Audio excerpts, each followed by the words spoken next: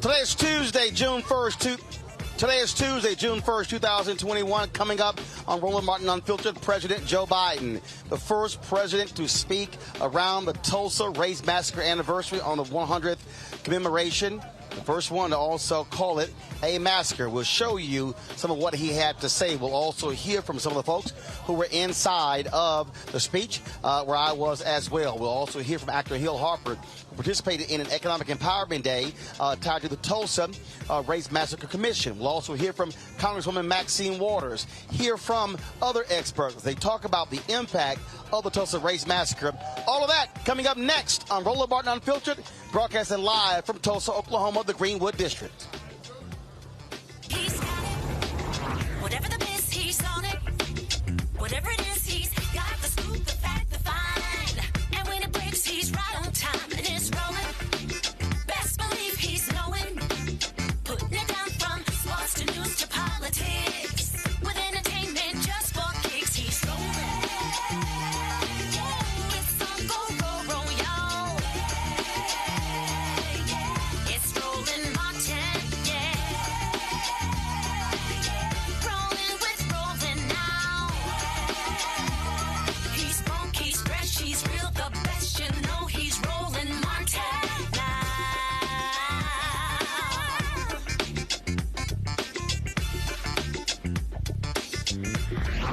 Martin.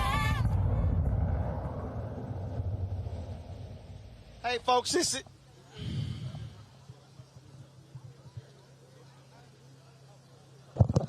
See? Hey, folks, we are live in Tulsa, Oklahoma, in the Greenwood District, where about 30 minutes ago, President Joe Biden finished addressing the folks here. The crowd that you see there, we're standing right in front of Vernon AME Church here on Greenwood Avenue. Right across the street is the Greenwood Cultural Center. The crowd there you see who are gathered right there. Reverend Jesse Jackson Sr. came out to greet some of the folks who are out here. They came out here hoping to see President Joe Biden. He has not left after his speech. He was in the back actually speaking with a variety of civil rights leaders and others before he heads out back to Washington, D.C. And so, again, if we go back to the other shot, please. So folks have been all along this street here. They've been down here for the past 4 hours or so. You have a group of about 200 people, VIP invitation only, who were inside to attend the speech. There were those of us who were also in the press who were inside as well. And so the people came out here hoping to get a chance to see many of the dignitaries who was there. Reverend Jesse Jackson Sr. attended the speech. Reverend Al Sharpton was there. Mark Morrell, President and CEO of the National Urban League, also there. Members of Congress, including Congresswoman Brenda Lawrence of Michigan, Congresswoman Lisa Blunt Rochester of Delaware. There was also Congresswoman Barbara Lee of California. You had Congressman Stephen Horsford from Nevada, Congresswoman Sheila Jackson Lee from Texas, and Congressman Hank Johnson from Georgia. So they were all there attending the speech. As President Biden said in his speech, this was the first time a United States president came to Tulsa to commemorate this anniversary. This race massacre took place 100 years ago, sundown on May 31st, and extended through the wee hours on June 1st. And what's interesting is that for a long time, I mean decades, This city will not even acknowledge what took place. Insurance companies refused to pay the claims. Black people who had their money in banks couldn't get that money out because the bank said you have no proof you had money here because the papers were burned up when 36 blocks of black prosperity was gutted, completely destroyed by white domestic terrorists. That's what took place here in Tulsa. As I said, there were a number of people who were there. Reverend Dr. William J. Barber was inside. Also, longtime Tulsa resident Bishop Carlton Pearson. He was also inside the Greenwood Cultural Center to hear President Joe Biden speak. He joins us right now. Bishop Pearson, glad to have you back on Roland Martin Unfiltered.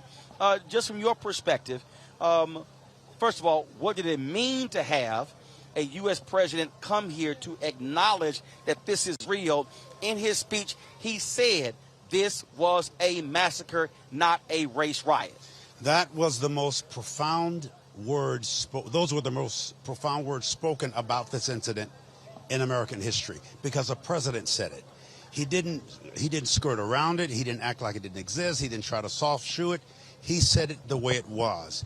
And that room was touched and moved. You were sitting right in there. It was very powerful for us to hear the energy shift when a president said it very apologetically and unapologetically. It was a somber move. That's Jesse coming. Go get him. It absolutely was. Reverend Jesse Jackson. It absolutely was a very somber moment. And again, Reverend Jackson is walking over here, and so we're going to lead him right over and here. And the pastor. Bishop Pearson has no problem sharing the microphone here. Not at all. And so we got Pastor Turner here. We got Reverend Jesse Jackson Sr. Reverend Jackson, step right on in here. I just want to get your thoughts on what President Biden had to say to the crowd here in the Greenwood District. You open up the wound of the cover-up. That's important. We're not going to go beyond the cover-up to the new day. We need now a commitment by the federal government, to make African-American hate crime bill. It's done for Asians, it's done for Jews. Secondly, make lynching a federal crime. Is that passed Senate? Last time, Rand Paul held it up. Also need a $100+ million development bank, not just a grant, but a bank that intends to lend to small businesses. That's a restitution. John Rogers, who lost their homes, and they should be restitution, not reparations. They must be paid for sickness from them. In his speech, President Biden, he mentioned how we've changed, how we moved along, and then he mentioned seeing these multiracial commercials. And I'll be honest with you, when he stated that, the first thing that I thought about as a black-owned media company is saying, that's great that we're in the commercials, but we're not getting the advertising money. You got to deal with the money if you want to deal with America. Well, no. I think he's saying something else. I agree, but I'm black ads it all the time. It seems to me that when Diane Carroll kissed a white guy, it was national news on TV. The blacks are not saying humans. Now, to make us human, we sleep on mattresses, we run, we play. That's a piece of it. But your point is, at the end of the day, it's an economic factor, and we must fight these companies tooth and nail to get Carroll Williams and other black-owned agencies of record. Burrell in Chicago, Carroll Williams in California. This is the deal breaker for us, deal maker for us. Pastor Turner, I want to bring you in here. You heard them bringing Bishop Carlson. You heard the president. He talked about housing. He talked about 10 to 15% from disadvantaged businesses. But again, what I heard was that disadvantaged businesses, that includes a whole lot of people. We also got to be black specific in the ask. Absolutely. And I want to say it was good that he's the first president to come here in 100 years. But we and I appreciate that. But we need to make sure that we have some legislation to back up that speech. And while we appreciate the presence, we want to see some policy. And he came right close to supporting an anti-black hate bill, but I didn't hear that come out of his mouth today. I'm hoping that it does. We still have not seen policing reform George Floyd. We still have some voter suppression laws across this country that we need to get addressed. And like the Reverend Jackson stated, lynching today in America is not a federal crime. I'm going to repeat that. Lynching today in America is not a federal crime. And we still do not have an investigation into the worst race massacre in American history, where when bombs were dropped right here on American soil, we've never had a federal investigation into that. Perpetrators. Somebody knows whose granddaddy did the burning, the killing. The victims are perpetrators, and both must be addressed. We're leaving right now, but we're starting a Rainbow Push Coalition in the area. Reverend Turner will be the person to convene the Rainbow in this area. But Bishop Carlton Pearson, on that point again, here, I've been hearing from lots of people. They appreciate the gesture. They appreciate the acknowledgement. But if you don't deal with the repair, if you don't create a victims compensation fund, America created a multi-billion-dollar victims compensation fund for 9/11, but Tulsa and Oklahoma, America still has not done it for the residents of Greenwood. Well, first of all, we're not asking for special rights. We're just asking for equal rights. The equal rights that this section of Tulsa and really of the state earned. We had a city. They didn't drop bombs on black people. They dropped bombs on black progress. And that's what they fight the most. We want progress, not just process. We can talk about it. They've been talking about it for years. Words don't mean anything without action. We're expecting action. We're actually demanding action. And we want every American to vote and talk to their congressperson, male or female, Democrat or Republican. We need change. If we don't, because the whole world sees this, we're going to look like an unjust country. Is it justice or just us, as we often say? Reverend has been saying it for decades, very clearly. They know what he says is accurate. Let's do it. We're commanding, we're demanding, we're expecting it to happen. Right, Rev? Yes. It's going to happen. Reverend Jackson, you, for a long time, you ran Operation Breadbasket that morphed into Rainbow Push.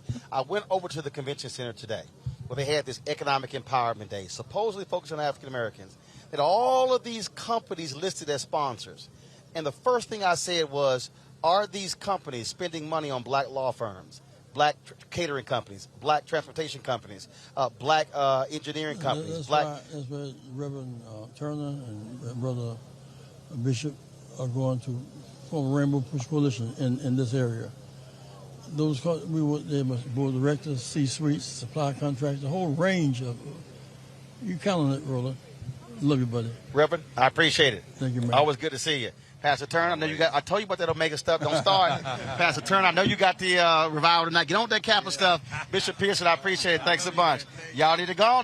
Don't have no. Don't start none. Won't be none. All right. Don't start none. Don't start none. All right, folks. That was Reverend Jesse Jackson Sr., Pastor Robert Turner, and also Bishop Carlton Pearson. All of them, of course, here. And so we certainly thank them for stopping by with us. Again, what people here are saying, you have to deal with the money. If you don't deal with the money, you're not dealing with the fundamental problem that exists in this country. And so that was the focus there. Anthony, if we could actually turn that camera around there. I need to give y'all a sense. So let's go to the high camera. I want to show y'all something. I told y'all it was 36 blocks. It was 36 blocks that was destroyed. We're standing on Greenwood Avenue. So you're talking about all the way down. Remember we covered the march on Friday. It started at the middle school. That was what was 1 mile away. And I was talking to a brother who grew up here, and he talked about all of the businesses that were on this street. We talk about Black Wall Street. Well, now let's go to Anthony's camera. Down there, folks, you see the freeway. Let's go to the other camera. You see the freeway. You see the freeway there. That's freeway which came in the 60s, split this neighborhood up. And so let's bring the camera down. Bring the camera down. And so right across, bring the camera down. Pan down. And I want you to, and so there's a baseball field over there, and you have a few black businesses that are down there. Y'all, that's it. That's it. In fact, let's go back to the high camera. Where this cultural center sits, this is not even black owned.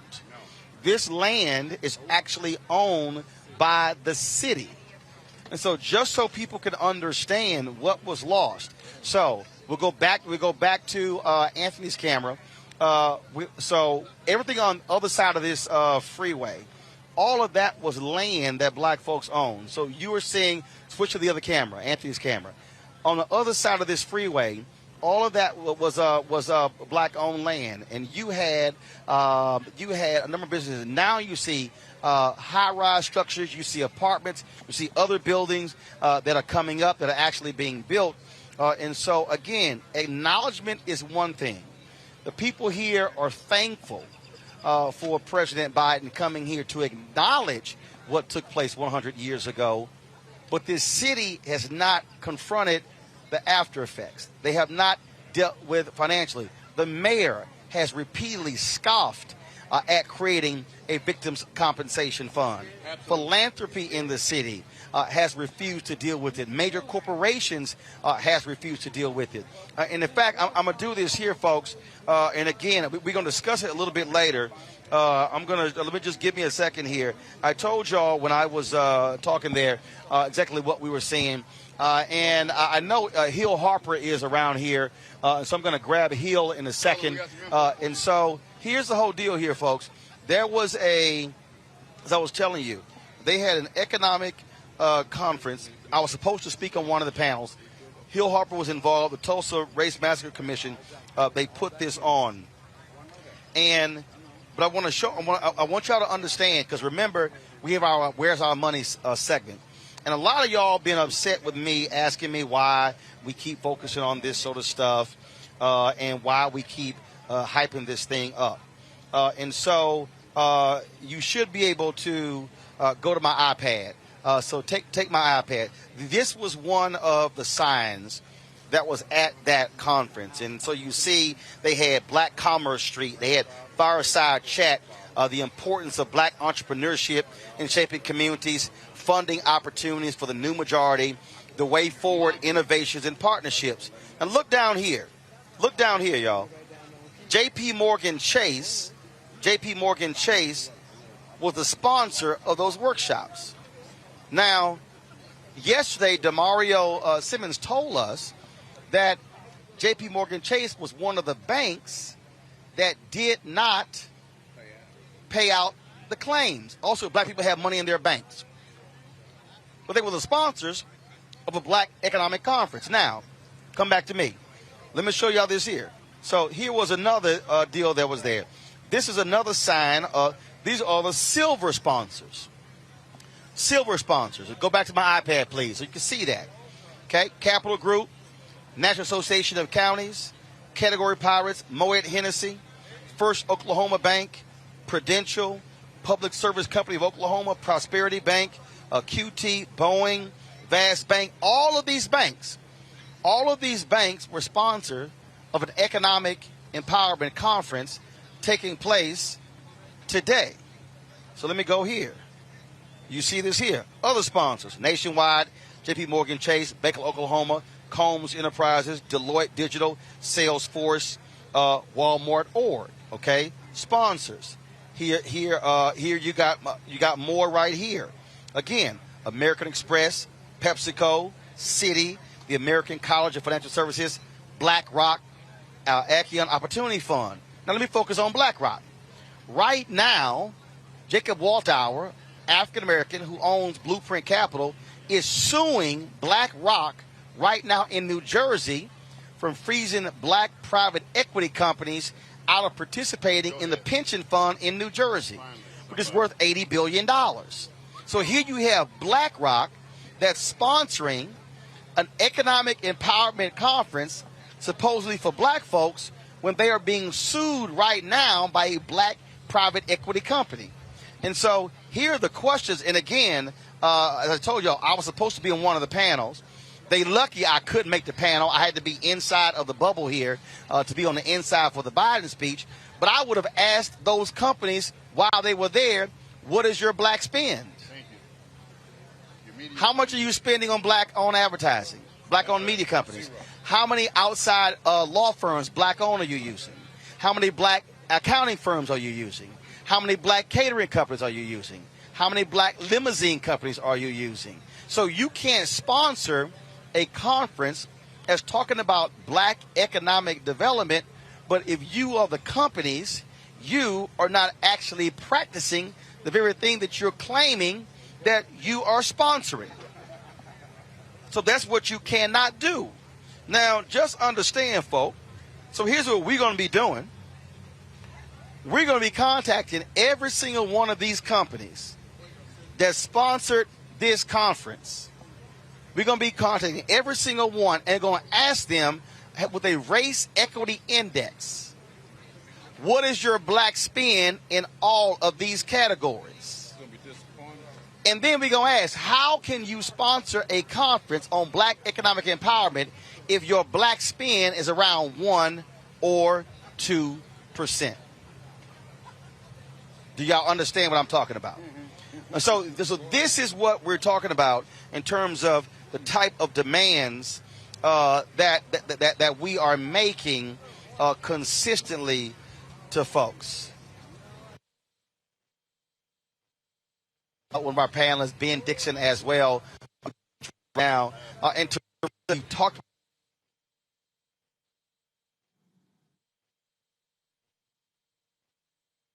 Anthony, we're having an issue with the signal. We're freezing. That's why we got to figure out what's going on here. Benjamin, go ahead and weigh in on this. One of the things that, as you were talking about those sponsors, JP Morgan and Chase, the first thing I thought about was Jamie Dimon, the CEO, who was in a hearing with Senator Elizabeth Warren last week. And they were talking about how JP Morgan made all of this money off of poor people, black people, during the pandemic in overdraft fees. And he refused. He absolutely refused to address the fact that during the pandemic, JP Morgan and Chase, under the leadership of Jamie Dimon, has been getting billions of dollars off of poor people in the pandemic. So it's really consistent to see them doing, getting the publicity and the PR associated with the 100th anniversary of Black Wall Street being bombed into non-existence, but not actually living up to the promise that they're giving.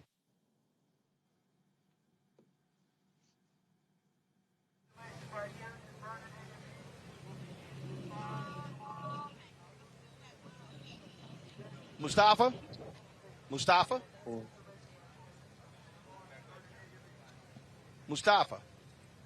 I'm here, Roland. I couldn't hear you.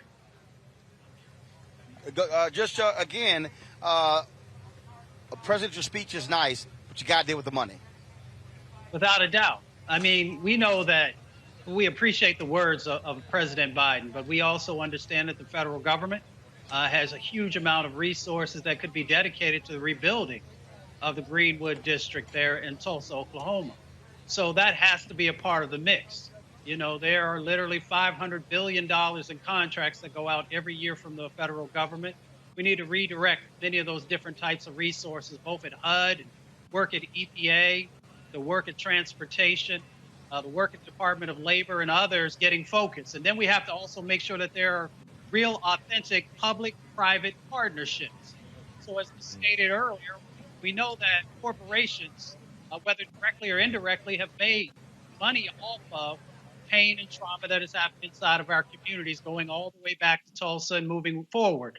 So we have an opportunity also to make sure that they are coming together with the federal government to make sure that there is transformative change that is happening, that is community-led, and so that we're actually building wealth back into this community and communities across our country. But this right here, I dare say, Teresa, is why we can't be afraid to challenge folks directly. When I listed all of those companies, we have to sit here and nail them, target them, be direct with them on how are you going to sponsor a conference, but then you're not actually doing what you are claiming to sponsor with the conference. You're absolutely right. It's a twofold process. And I think people have had this mindset, especially those that are sitting in high positions in corporations, that if you just throw money at the problem, then the problem will be solved. And I think also essentially when people are asking for sponsorships for different organizations and different events that they have, is that we also need to be putting fuel to the fire and ask them about that index that you were talking about, Roland, and preparing that document of racial equity. And part of it is, you know, knowing what the products that they serve to communities of color, knowing what type of small businesses that, you know, they help encourage to grow on an annual basis, but knowing some of those aspects will, I think, also lead some of the individuals that are hosting these big conferences to figure out who to ask in terms of support. So yes, I think this is, you know, a great boost, you know, to minority businesses where federal contracts have become available. But personally, I would like to know, what is that percentage, and does the criteria also change? Like, so there's a whole host of questions that I do believe that the first step is to, yes, we're going to boost, but I do believe there is a opportunity here where we can also shift the gears in understanding what that boost looks like for small businesses. In the speech, Benjamin, you actually didn't hear President Biden lay out specific, other than the 10 to 15% to call on agencies that's being with disadvantaged companies. As I said, disadvantaged could mean white women, could mean Latinos, could mean Asians, could mean a whole bunch of different people. And just so folks understand, I was literally texting administration officials while he was speaking, saying, I'm sorry, and I tweeted it. I was sending members of Congress saying, no, that's fine, but there has to be a breakdown, because if you go 10 to 15%, how much are white women getting? How much are others getting? So we got to be, and I keep telling people, focus on two things: dollar amounts and the percentage.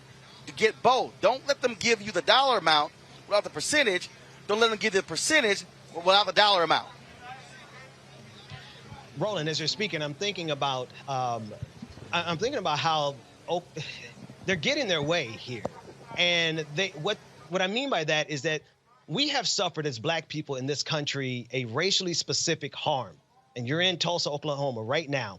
100 years ago, a racially specific harm. But they want to play this game with us to suggest that we can't ask for racially specific remedies for everything that has happened to us in this country. And so they dilute the solutions that would be best for black people and make it very generic, because they don't want to give us racially specific solutions. Well, this country gave us racially specific harm for centuries. And I think it's time that they get this straight and prioritize the issues of black people in this country.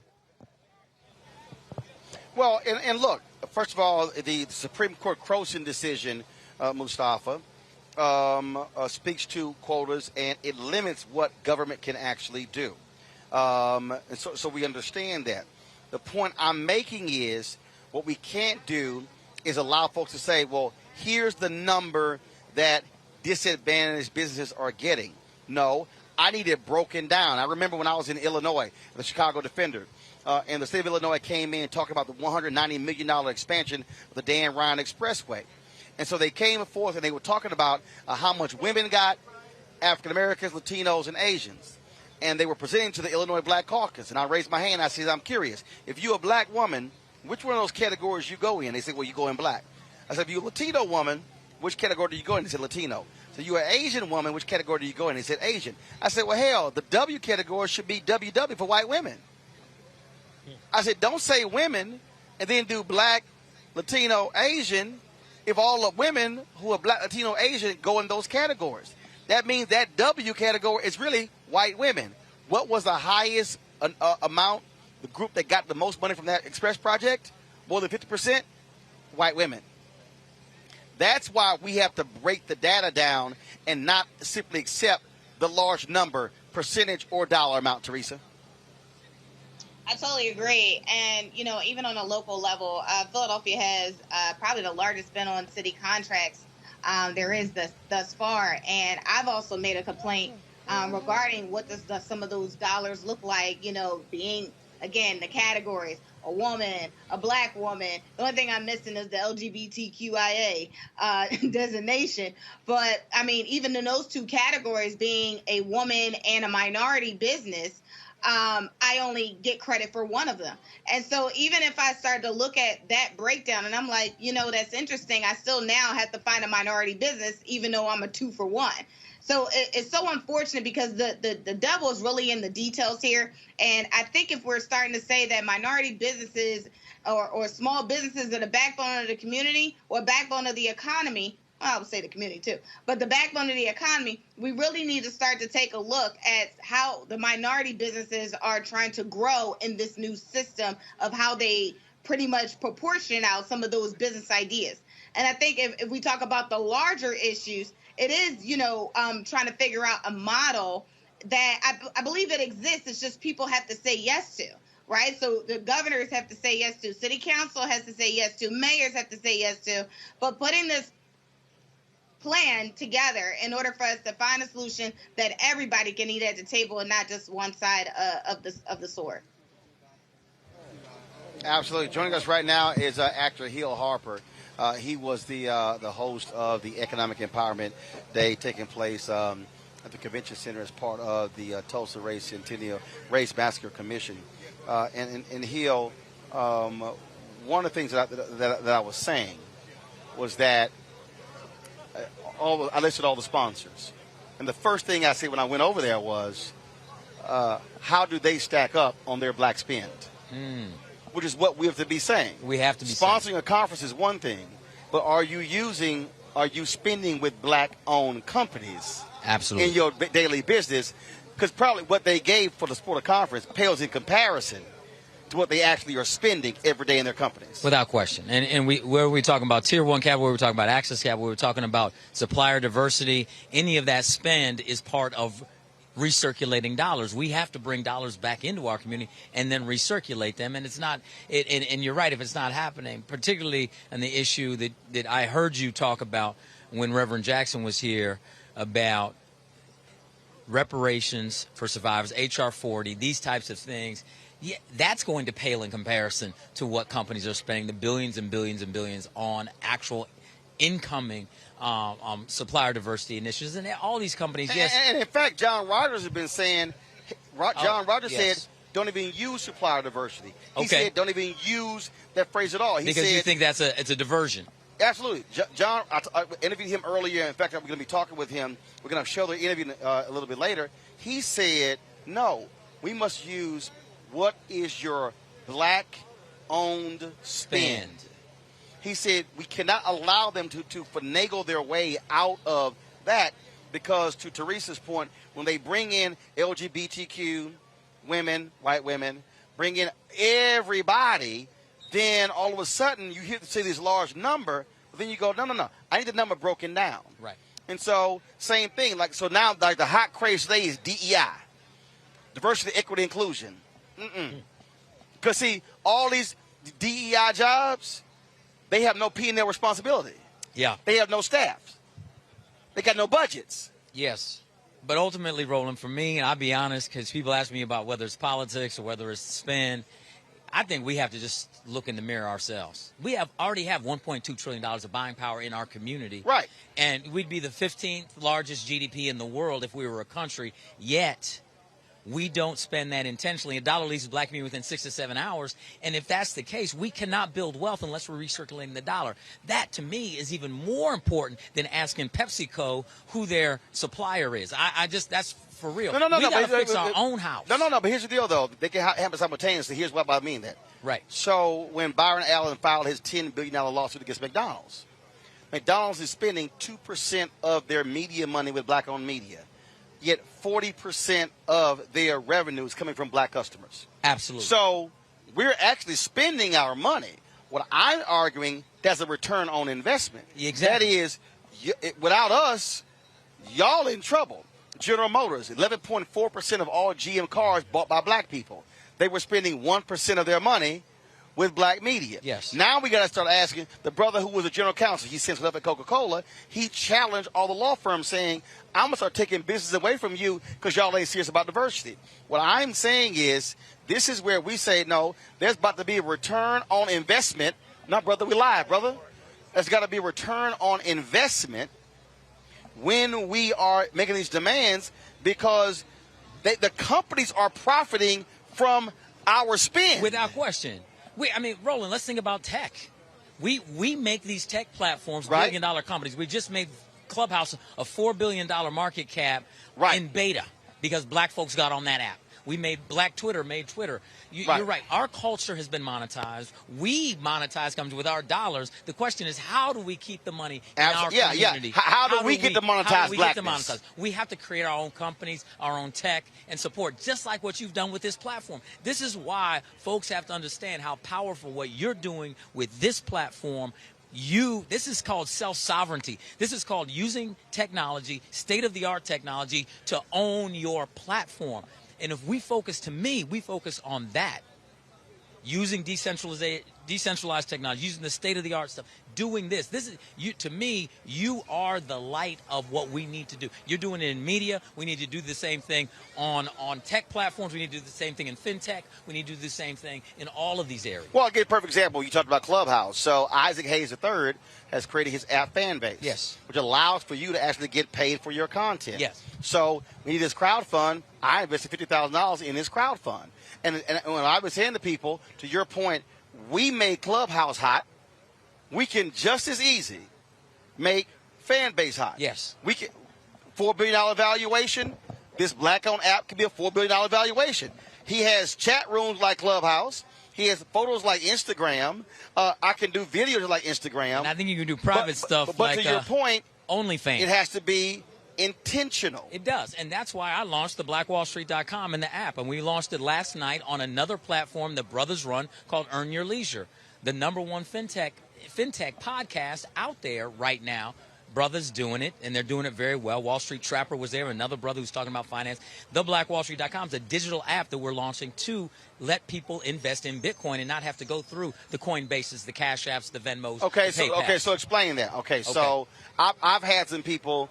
We were discussing this at dinner last night. I've had some people say, Roland, you need to start accepting cryptocurrency to join your fan club. Yes, okay, you should. So, all right. So for people who have no idea what the hell that is, they hear it and they're like, I don't know what this all is. Explain what your app does to help with that. So let's say if I wanted to say we're going to start accepting crypto. If you want to join our Bring the Funk fan club, yes. How does your app help facilitate that? Okay, well, first of all, we have to. Crypto's a big world and a big universe. Got it. There's 9,200 different cryptos out there. 99% of them are trash. Let's be clear. They're designed to try to separate you from your money. Okay, so that's why it has to start with education first. Right. Okay, and so on our platform we have financial literacy, financial education about crypto, etc. But beyond that, what digital wallets simply do, we're moving into an age of digital currency and cryptocurrency, where just like the watch on people's hands are accessories for the most part because they do exactly what you're doing. You look at your phone for your time, right? The same thing's going to happen with your wallet or your purse. You're not going to use what's inside of it, credit cards or cash, to transact. You're going to use a digital wallet in your phone. You're already doing it. Apple Wallet, PayPal, Venmo, Cash App, etc. Here's the problem. We don't own any of those. Right.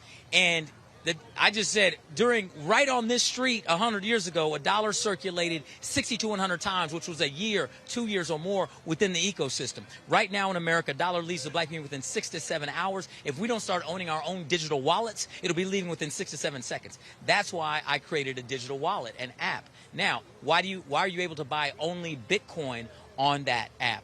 You can only buy Bitcoin on others like because you said all the rest of them are trash. You already said. Yeah, exactly. You catch on quick, right? I pay attention. So here's the deal. Every Bitcoin has 100 million Satoshis in it. I have a saying, and other people say Satoshi is black. What do I mean by that?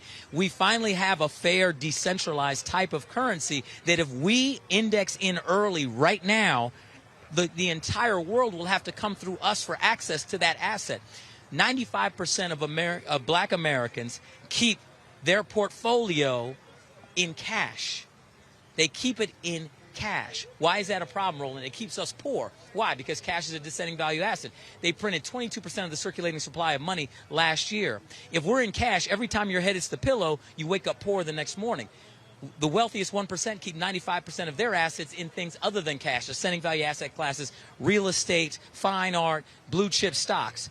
I don't tell people buy Bitcoin. I say sell your money, sell your cash, get into an ascending value asset. If we could convert, my goal is to have every black American have at least 1 million Satoshis.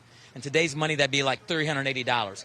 If we actually did that, so if you have 2 parents in the household, 3 kids, that's 5 million Satoshis in that household. If we actually did that, there's only 2% adoption in the world. The rest of the world would have to come through us for access to this asset class. We would control the asset class. We've never controlled an asset class.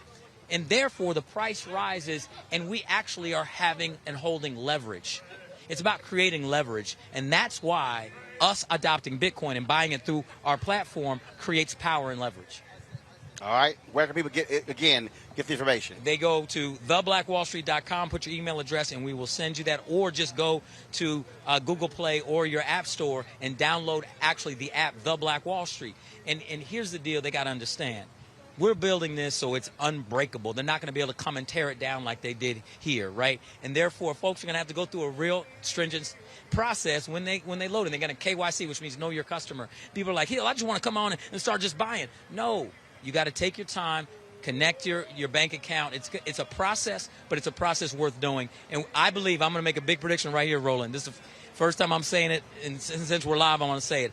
I believe that our app and our platform will create more black wealth than any single business or app in history. Black wealth, black American wealth.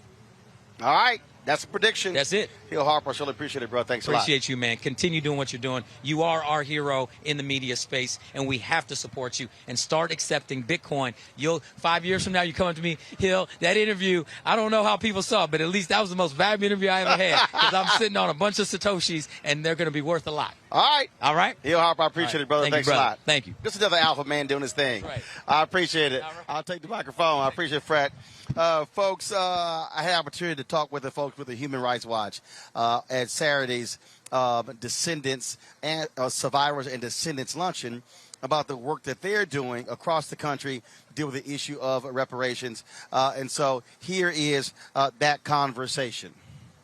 On my show talking about black economic social justice because I believe it's a problem when we talk about social justice and we're talking about mass incarceration, we're talking about criminal justice reform, we're talking about voter suppression. Because if you don't deal with the money, then you really are not dealing with the fundamental problem in this country. So talk about the work that you're doing to deal with black economic social justice, whether it's in Tulsa or around the country. So let me start off by saying this, Roland. The genesis of our program at Human Rights Watch, our U.S. program, is focused on racial justice and the interconnectivity of economics, of poverty, of inequality, of policing, and of systems is what this work is about. And the work that Dreesen focuses on reparations and economic justice in communities like Tulsa, is at the root of that work. So, Dreesen, why don't you talk about that? Reparations is an economic justice argument. It is an economic justice plan. And therefore, communities all across the country have been ravished by either white mob violence or systems of white supremacy that have suppressed the economic, social, political outcomes, disenfranchised generations of black people, including here in Tulsa. So the argument that this needs to be repaired, this needs to be remedied to its fullest extent, not halfway, not partially, but to its fullest extent, return Greenwood back to its prosperous black wealth origins. Greenwood is not a story of white wealth on black bodies. Greenwood is a story of black wealth, so we have to restore this community back to that place. See, one of the reasons why we have expanded this in a sense is because as somebody who studies words, I look at how this discussion is framed. Whenever there's a debate, folks are like, well, you're talking about going back to slavery, going back to early 1900s. What I constantly do is bring this thing all the way to present day. So when you look at the committee in Tennessee that just where they said the Tennessee state effectively was owed anywhere from $150 to $500 million because they've been grossly underfunded since day one. That still happened. The HBCU lawsuit in Maryland, where they finally settled. Maryland gave up $577 million. Same thing. And so I think it's important for folks today to understand that it's still happening. And so we can't have a historical conversation. We got to have a present day conversation as well. Yes. And that's really what we've been talking about, Roland. You know, when we've been working with Congress on H.R. 40 to establish a commission to look at the history of slavery in the United States and how it ties to reparative justice and reparations, that is about connecting it to present day. This story is not just about what happened 400 years ago. People cannot understand this concept, and they can't understand the issues that we're fighting for if they can't connect it to what is happening today. That's what this work is about. The work that Dreesen oversees, that's what it is about. It is looking at what is happening now. We're here in Tulsa today.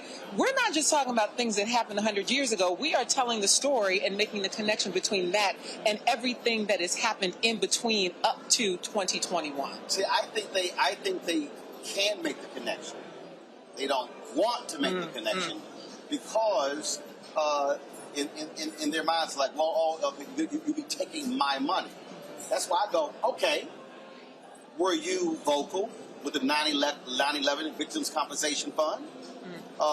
Were you vocal when communities have been destroyed from tornadoes or from floods? And so my whole deal is, when we are having this debate, I'm going to use your own language and arguments against you to then force you to defend what you have previously supported, and then say why it should apply to black people. Right. And access to health care, you have, less access in neighborhoods across black communities. Preventative deaths for maternal health care, on to education, deprivation of resources, deprivation of wealth accumulation. These are all connected. Police violence against the black community, not just police killings that are the tip of the iceberg, but the conditions of poverty that are systematized for these black communities to be in.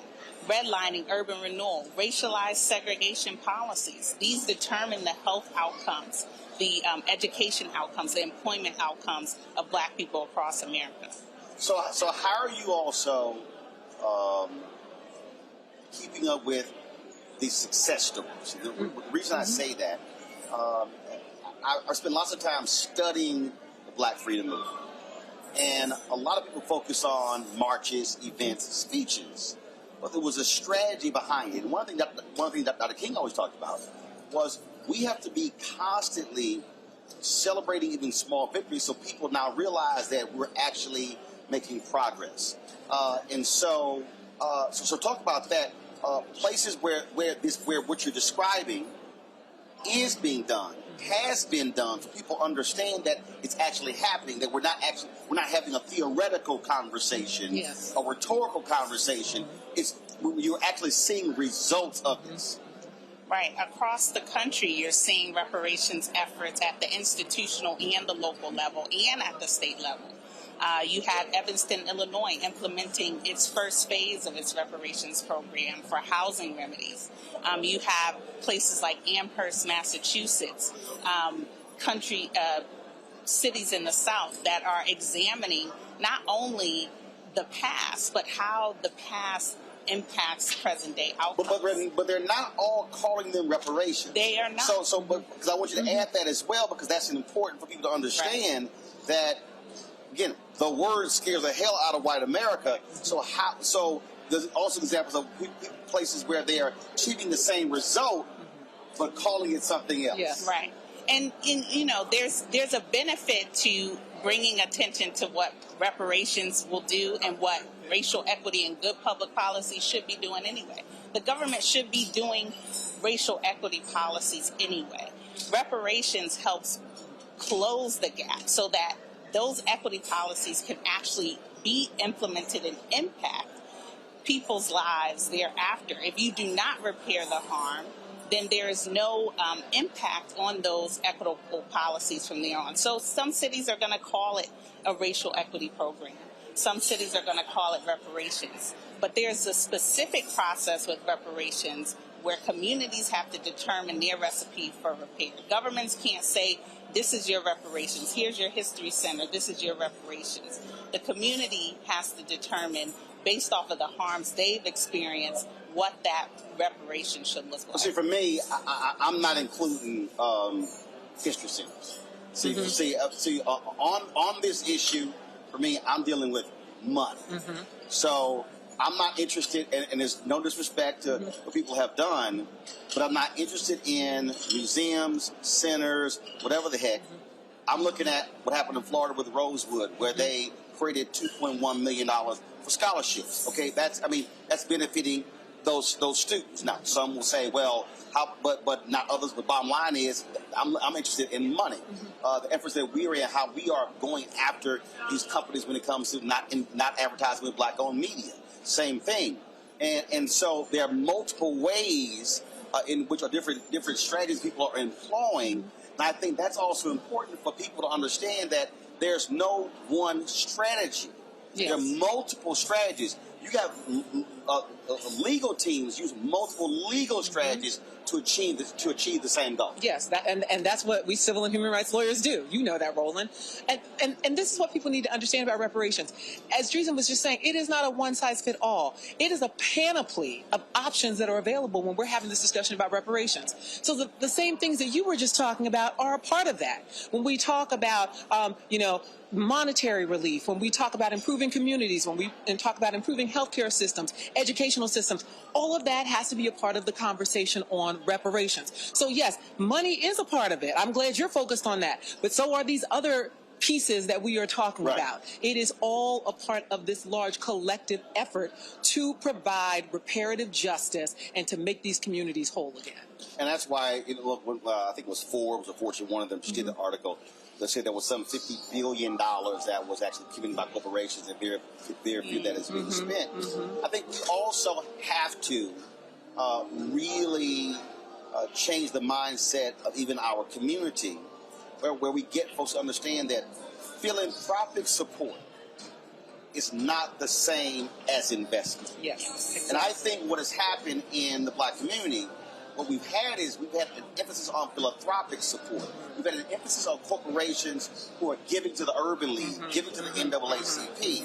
Well, first of all, any donation they give to them pales in comparison to what they should be investing in black businesses. Exactly. And so people got to be very careful in these neighborhoods, in these cities, in these states, when people have these conversations, that it's not a philanthropic-led conversation, because in fact, there's even a challenge to philanthropy as to how they are excluding African Americans. Oh, sure, you're making this donation, but what black lawyers are you using? Yes. What black accounting firms are you using? What black event planners are you using? What black caterers are you using? So even in the philanthropic world, they're also practicing white supremacy, even when they're so-called do-gooders. And people need to understand the philanthropic efforts, that's not enough. I don't want people to misunderstand that when a philanthropic organization writes a check and donates it to one particular organization or another, that's enough.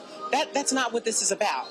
This is about a full-fledged process to create wholeness in communities and to empower those communities also, Roland. It's not about somebody writing a check and saying, here's how we want you to use it, because we know that's also what happens too when philanthropic organizations write checks. They will often dictate to you how it needs to work. And that's not what reparations is about. It is, as Dreesen said, it is about these communities being empowered and dictating and determining for themselves what should happen in their communities and how their communities should be improved for their benefit. Where do folks go to get more information on your work? hrw.org/reparations now. Cool. Appreciate it. Thanks a lot. Thank you. Thank you, Roland. All right, folks, we are here in Tulsa, Oklahoma, here on Greenwood Avenue in the Greenwood District. You see how the street is pretty much cleared out. The hundreds of people who are out here waiting to get a glimpse of President Joe Biden. He has left. He is no longer here, flying back to Washington, D.C. We're standing here broadcasting in front of Vernon AME Church, where moments ago, Pastor Jamal Bryant actually arrived. He's going to be preaching at a revival here that they normally do it anyway. And so in a moment, we're going to actually speak to him. Pastor Robert Turner is showing him. They dedicated a prayer wall here at Vernon, the AME. Anthony, let's get it. Anthony, let's get a shot. And let's get a shot of them standing before there. Again, we're standing here. There's a prayer wall that they erected.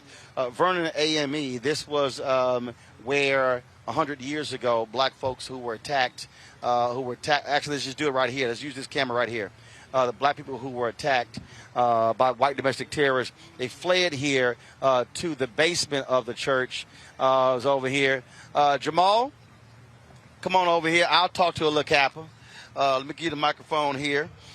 You popped in for revival here, and Pastor Turner here, yeah, you needed backup.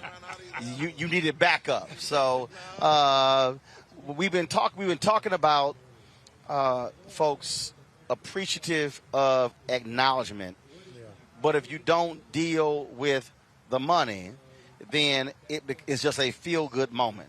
Right. It's amazing.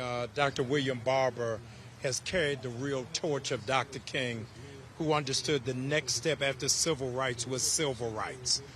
Dr. King said in a conversation to Harry Belafonte, what's the point of a Negro sitting at a lunch counter if he don't have money for a hamburger? And so this is really about economic justice, that we're not coming to smell ashes, but really to demand reparations. And that's why people have come from all over the country. There are a lot of people who, I love the folks who go, do for self, do for self, do for self. Now, first of all, the black church has always done for self. Right. I own this company that's doing for self. That's right. My security guy owns his company that's doing for self. But doing for self also doesn't mean that we ignore the billions being spent by the federal government, state government, county government, city government, school districts, corporate America, because white wealth in America was not built by doing for self. It was built on doing for access. Right now, Jeff Bezos, the richest man in the federal bailout of his space company. Right. He got the money. Right. But he's looking to the federal government for a check for his space company. The other side of that, Roland, is the reason why we're here is America hates when we do for self. Hold on. Yeah. See, for everybody, somebody watching right now, hold on. As my man D-Nice said, let me run that back. Yeah. We are here because America doesn't like for us to do for ourselves. You and I crisscross around the country, especially pre-COVID. And if you go to Baltimore, you go to Little Italy, you go to New York, you can go to Chinatown. Nowhere in America can you go to Little Africa. And Tulsa was the closest thing to it of what it means for cooperative economics. It sounds good, but African Americans have a rough time doing for self if we go to Wells Fargo trying to get a small business loan. But that same bank will give us loans to get used cars. So when we do for ourselves, is a different kind of fight and a different kind of battle. Also, I think what has to happen, and we've talked about this before, and I keep saying is there has to be a reprogramming of black America. Yeah. That we have to understand how deeply embedded white supremacy was.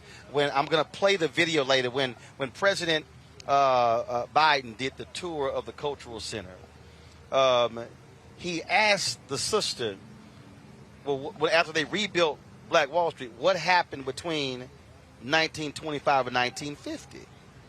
And he asked, well, did it get destroyed because of the freeway? And she said no.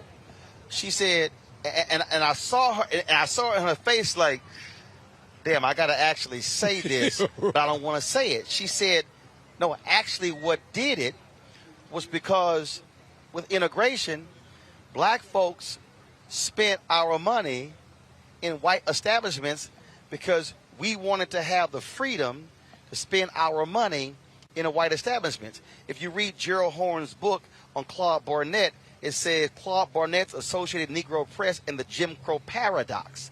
The Jim Crow Paradox is that every time we put a nail in Jim Crow, we actually were putting a nail in black self-sufficiency. Wow. The forgotten page about Tulsa that is so significant is that when Marcus Garvey was running low on trying to build the ships, it was the business Black Star owners. cruise ship. Yes, right. It was the black business owners of Tulsa that sent money to New York to help them become afloat. So this cooperative economics is building an ecosystem. So you're built right outside of D.C. You're just coming from Houston, coming from North Carolina, now in Oklahoma. Built by, and this I keep trying to explain to people. Right. Last year, our fan base gave $672,000 Wow. for this show. Wow. That represented 20% of the revenue we generated last year. Right. And I think that's where we've got to start looking. There was an article yesterday that said, let's not confuse reparations with conversation. Just by us talking about it is not the paycheck. And so everybody's talking about where's our equitable piece in media and media representation. This is it. And so we got to stop talking about it and really put our money where our mouth is. I know you got to preach. I appreciate it. We might take some of that live, you know what I mean?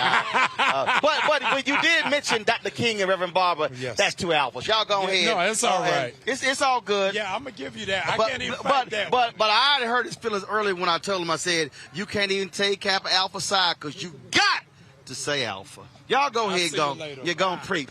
Give peace a chance. God, give peace a chance. Y'all know we always got to have a little fun with Pastor Jamal Bryan. That's my man. We always. Tiffany Crutcher. Come here, Tiffany. Tiffany, come here. Hold on. I'm about to be real black here. I'm about to be real black. So let me do something here. Hold this here. Grab this microphone. See, y'all, I'm a full service host. Anthony, come take this. Let me extend this over here. Switch. Yeah, come on. Put your makeup on. Put your makeup on, Tiffany. See, y'all got to understand. We do everything here. We don't just let folk just drive on by. We make them get out their car. And so Tiffany Crutcher, come on, right here, my left hand. There you go, right there. There you go, just stand right there on the chalk right there. All right, now I know you were trying to go home to get some sleep. Black Wall Street Legacy Fest started Thursday, but y'all been planning this thing. Y'all been working. Y'all been sweating. Been going crazy. President speaks. This is really the culmination. And so first, just your reaction to his speech. I know you had a chance to speak with him. Take it away. Yeah, well, first of all, I am just honored that the president came to Tulsa. This is the first time a sitting president has stepped foot in Greenwood, in this community. Of course, you know Donald Trump came last year, but I think important. He didn't come here. He didn't come here. We wouldn't let him come here. We shut it down. He tried. He tried. Y'all. We covered up everything. We covered up our monument. We had signs and told him he wasn't welcome here. Y'all said orange not allowed. Not today. So we were honored that the president came. My father and I, Reverend Joey Crutcher, we were able to welcome him when he came in. Of course, the first thing he said, he expressed his condolences for the loss of my brother. And he and my dad share a lot of commonalities. They both lost their wife. They both lost a son to cancer around the same age, and they both have the same first name. And so what President Biden did was encourage my dad. It's just who he is. He started to quote some scriptures. And then, of course, my charge to him was the survivors and restitution and reparations, and also trying to reopen Terrence's case with the DOJ. We're coming up on the 5-year statute of limitation in September. And so I was just trying to get something done. I didn't want to waste the moment without trying to push some of the things that we've been working so hard for in this community. I think his speech was right on time. It was right on time. He called out some of the things. He called out white supremacy, which we needed to hear. This city needed to hear. And he talked about a lot of the residual effects of what happened, the continuing harm that we're dealing with today as a community, the redlining and the housing discrimination and land ownership and gentrification. So I thought it was what it needed to be. You know, my thing is, where do we go from here? How do we use this moment as a stepping stone to keep building? And I don't want this to be a lost moment. I don't want this weekend to go away and then everything is back to normal. That was so last night when we had dinner, I ran into a gentleman who works with the Kaiser Foundation, and I said to him, I said, do y'all understand that the demands offered by the attorneys is literally a drop in the bucket? For sure. To what y'all could actually do in Tulsa. He said, well, what do you mean? I said, what's the largest annual event in Tulsa? And I've yet to actually get an answer. I said, I want to know. I said, what's the largest annual event that brings people from outside the city? I said, if y'all had any sense, y'all would realize that if y'all partnered with the Black Wall Street Legacy Fest and you took Thursday through Sunday. That's right. And turned this into a full-fledged festival that had workshops, entertainment, all of that around Black Wall Street. I said the $50 million being asked could literally be generated in less than in 2 years. Right. I said you could create something that brought 10 to 100,000 black people to Tulsa every year. I said, but y'all are being short-sighted on 50. On 50, that's right.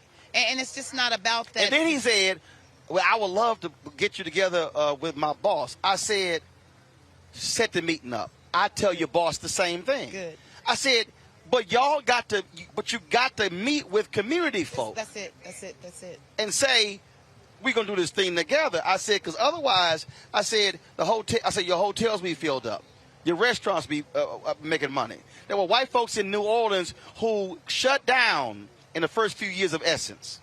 Wow. Then when 300,000 hit the city, then 350, then 400, then 450. Mm-hmm. Now, they shut down other times of the year, but they're going to be open during Essence because they understand.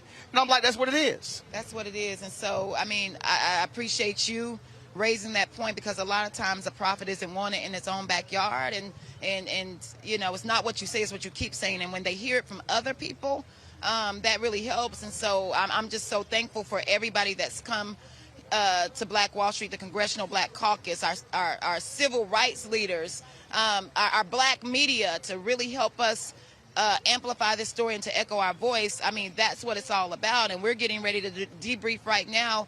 We cannot let this just be a moment. It's a movement. That's right. And we still got to keep screaming at the top of our lungs reparations for these survivors that are still here and for this community. We want to reclaim our land.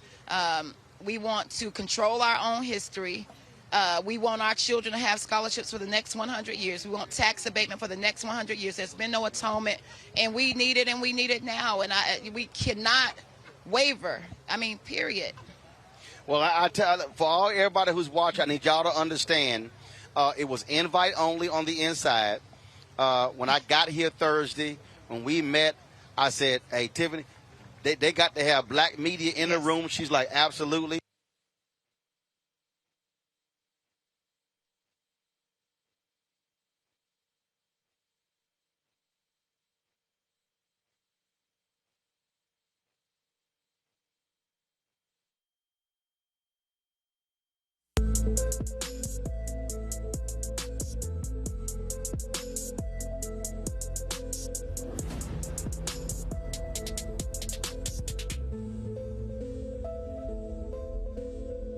People our age have lost the ability to focus the discipline on the art of organizing? The challenges, there's so many of them, and they're complex, and we need to be moving to address them. But I'm able to say, watch out, Tiffany. I know this road. That is so freaking dope.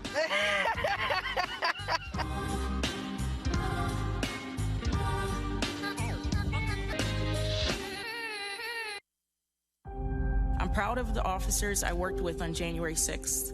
They fought extremely hard. Our worst nightmare really come true, an attack on American democracy right here in the nation's capital. I experienced the most brutal, savage, hand-to-hand combat of my entire life. I received chemical burns to my face that still have not healed to this day. I just remember people still swinging metal poles at us, and they were pushing and shoving. They were spraying us with, bear mace and pepper spray. They were all shouting at us, calling us traitors. It's been very difficult seeing elected officials and other individuals whitewash the events of that day or downplay what happened. As an American and as an Army veteran, it's sad to see us attacked by our fellow citizens.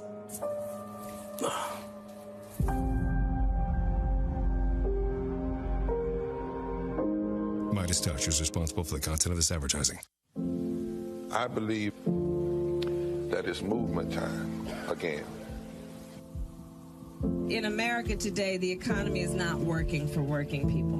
The poor and the needy are being abused. You are the victims of power, and this is the abuse of economic power. I'm 23 years old. I work 3 jobs. Work 7 days a week. No days off. They're paying people pennies on the dollar compared to what they profit, and it is time for this to end. Essential workers have been showing up to work, feeding us, caring for us, delivering goods to us throughout this entire pandemic, and they've been doing it on a measly $7.25 minimum wage. The highest check I ever got was literally $291. I can't take it no more.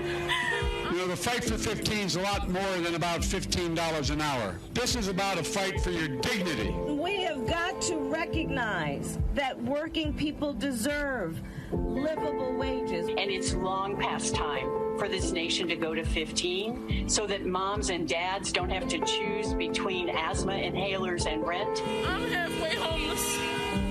The main reason that people end up in their cars is because income does not match housing cost. If I could just only work one job, I could have more time with them. It is time for the owners of Walmart, McDonald's, Dollar General, and other large corporations to get off welfare and pay their workers a living wage.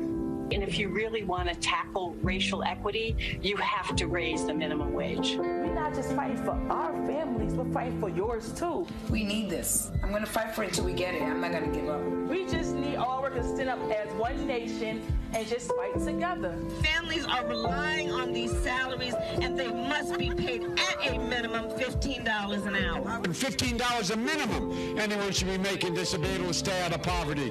I can't take it no more. I'm doing this for not only me, but for everybody. We need 15 right now.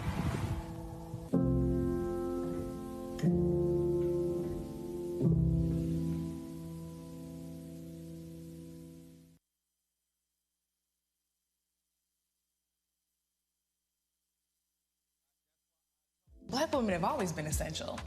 So now how are you going to pay us like that? And it's not just the salary. I mean, there are a whole number of issues that have to support us as women. Yeah, but that's what we deserve. That we shouldn't have to beg anybody for that. And I think that we are trying to do our best as a generation to honor the fact that we didn't come here alone and we didn't come here by accident. I always say every generation has to define for itself what it means to move the needle forward.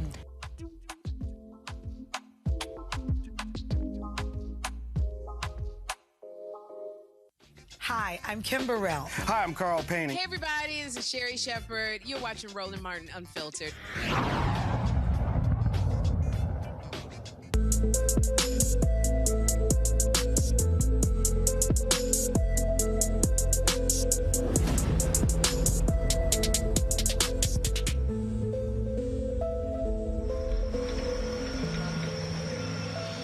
All right, folks, welcome back to Greenwood, the Greenwood District here in Tulsa, Oklahoma. In his speech, President Joe Biden talked about voter suppression and redoubling the efforts to fight for voting rights. He even said 2 Democratic senators are the ones who are holding out from ending the filibuster. In Texas, Democrats walked out of the chamber, keeping the Republicans from having a quorum, preventing them from actually enacting one of the most onerous voter suppression bills in the country. Joining us right now is the head of the Black Caucus there in Texas, Representative Nicole Collier. Representative Collier, glad to have you in Roland Martin Unfiltered.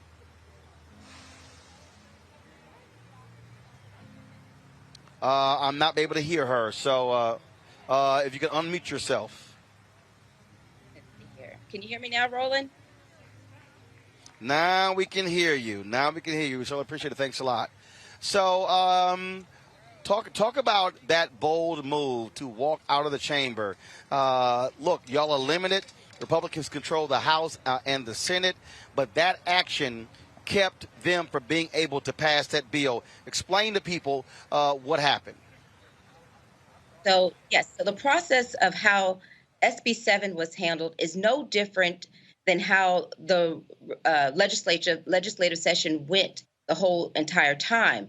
You know, we had Democratic members who would put forth amendments to bills that the Republicans put forth to try to reduce the harmful impacts that they would have. But most of our amendments, most of the time, would be either stripped out, watered down, or flat out denied. And so we've said enough is enough. We pulled back from, you talked about what happened 100 years ago. You're talking about what happened in Tulsa. We reached back and looked at what happened 50 years ago. We talk about how the blacks did the sit-in during the Jim Crow era when they had those Jim Crow measures. The least we could do is walk out when we were faced with the same. And our Republicans obviously were a little bit upset when y'all did that. But bottom line is they earned it. Yeah, I mean, literally, the whole entire session has been about their conservative agenda. They did the permitless carry. We had one of our legislative Black Caucus colleagues, Representative Harold Dutton. All he did was ask that the pretext stop, that if you see a person carrying a gun under this new permitless carry bill that the governor is going to sign, then that would not provide a pretext to stop them, because we know that blacks are more likely to be pulled over and stopped by law enforcement than their white counterparts. So why, what's the problem with with providing a measure that said that they could not use that as a pretext to stop them? No, when that measure went over to the Senate, they stripped it out. So just the blatant disregard for the impact that their laws have on people of color was called for an equal response. And Texas Governor Greg Abbott was not at all happy with what y'all did. No, but let me tell you this. I don't even see how. So Governor Abbott says that he's going to veto Article 10 of the budget. Okay, that he's talking about, I presume, the budget that's going to be in place on September 1st of this year. But that budget includes the salaries not only for myself, and let me tell you, I'm not concerned about the $600 a month that the state pays me to serve as the state representative. I'm more concerned about my staff. I'm concerned about the staff of all legislative members, Republican and Democrats. I'm concerned about their health insurance. Has this pandemic not showed us how important it is to have health insurance? I mean, we already have the highest rate of uninsured, and for the governor to threaten to veto Article 10, which includes the health insurance and retirement benefits for the legislative body, is a petulant punishment for all of these individuals. No. I want to call that right. Last question for you. The governor's going to call a special session. What's going to happen next? And then, obviously, y'all got to be prepared for that moment. Yes. Well, we already knew he was going to call a special session. In fact, this is a redistricting year, so we got to do the redistricting, and that was going to be called in a special session, perhaps in August or September. And then also there's federal dollars coming down from the pandemic that we're going to have to distribute. So those were items that were already on a proposed special session, but now I anticipate he's going to add this election, these election matters. And, we knew this going in. We knew that one of the consequences is that they could try to make it worse. But we're going to continue to leave all options on the table when it comes down to pushing back and opposing these measures. So whether that's trying to file points of order, talk the bill to death, or walking out is yet to be seen. But we don't want to, close out any of our options. Representing Nicole Collier, head of the Black Caucus there in Texas. We certainly appreciate it. Thanks a lot. Thank you so much, Roland. All right, then. I'm going to come back to my panel in a second and ask them about what happens in Texas. But right now, I want to talk to Lauren Usher. If y'all saw the speech by President Joe Biden, she was the one who introduced the president on stage, and she joins us right now as we're standing outside of Vernon AME. Glad to have you on Roland Martin Unfiltered. So, thank you so much. How did you get picked? So, with working with the Justice for Greenwood team, the lawsuit that is currently in progress here for the survivors and descendants of the Tulsa Race Massacre, they reached out to me to introduce the president as being a descendant of J.B. Stratford, who had the Stratford Hotel, actually just steps from where we're standing right now. So where was it? If actually you walk down almost right past this blue plaque here, you'll see the plaque on the ground that will show where the Stratford Hotel used to be before the unfortunate massacre, burning, and pillaging of the community here. During his speech, the president called it a massacre, not a race riot. Yeah, I think that was definitely the correct term there. When you say race riot, as if there is the same responsibility on, the Black people of this community who were receiving this horrific treatment. No, it was not that. This was a massacre of thousands of white people descending upon this community and taking what they had, destroying what they had built, and taking their lives, quite frankly.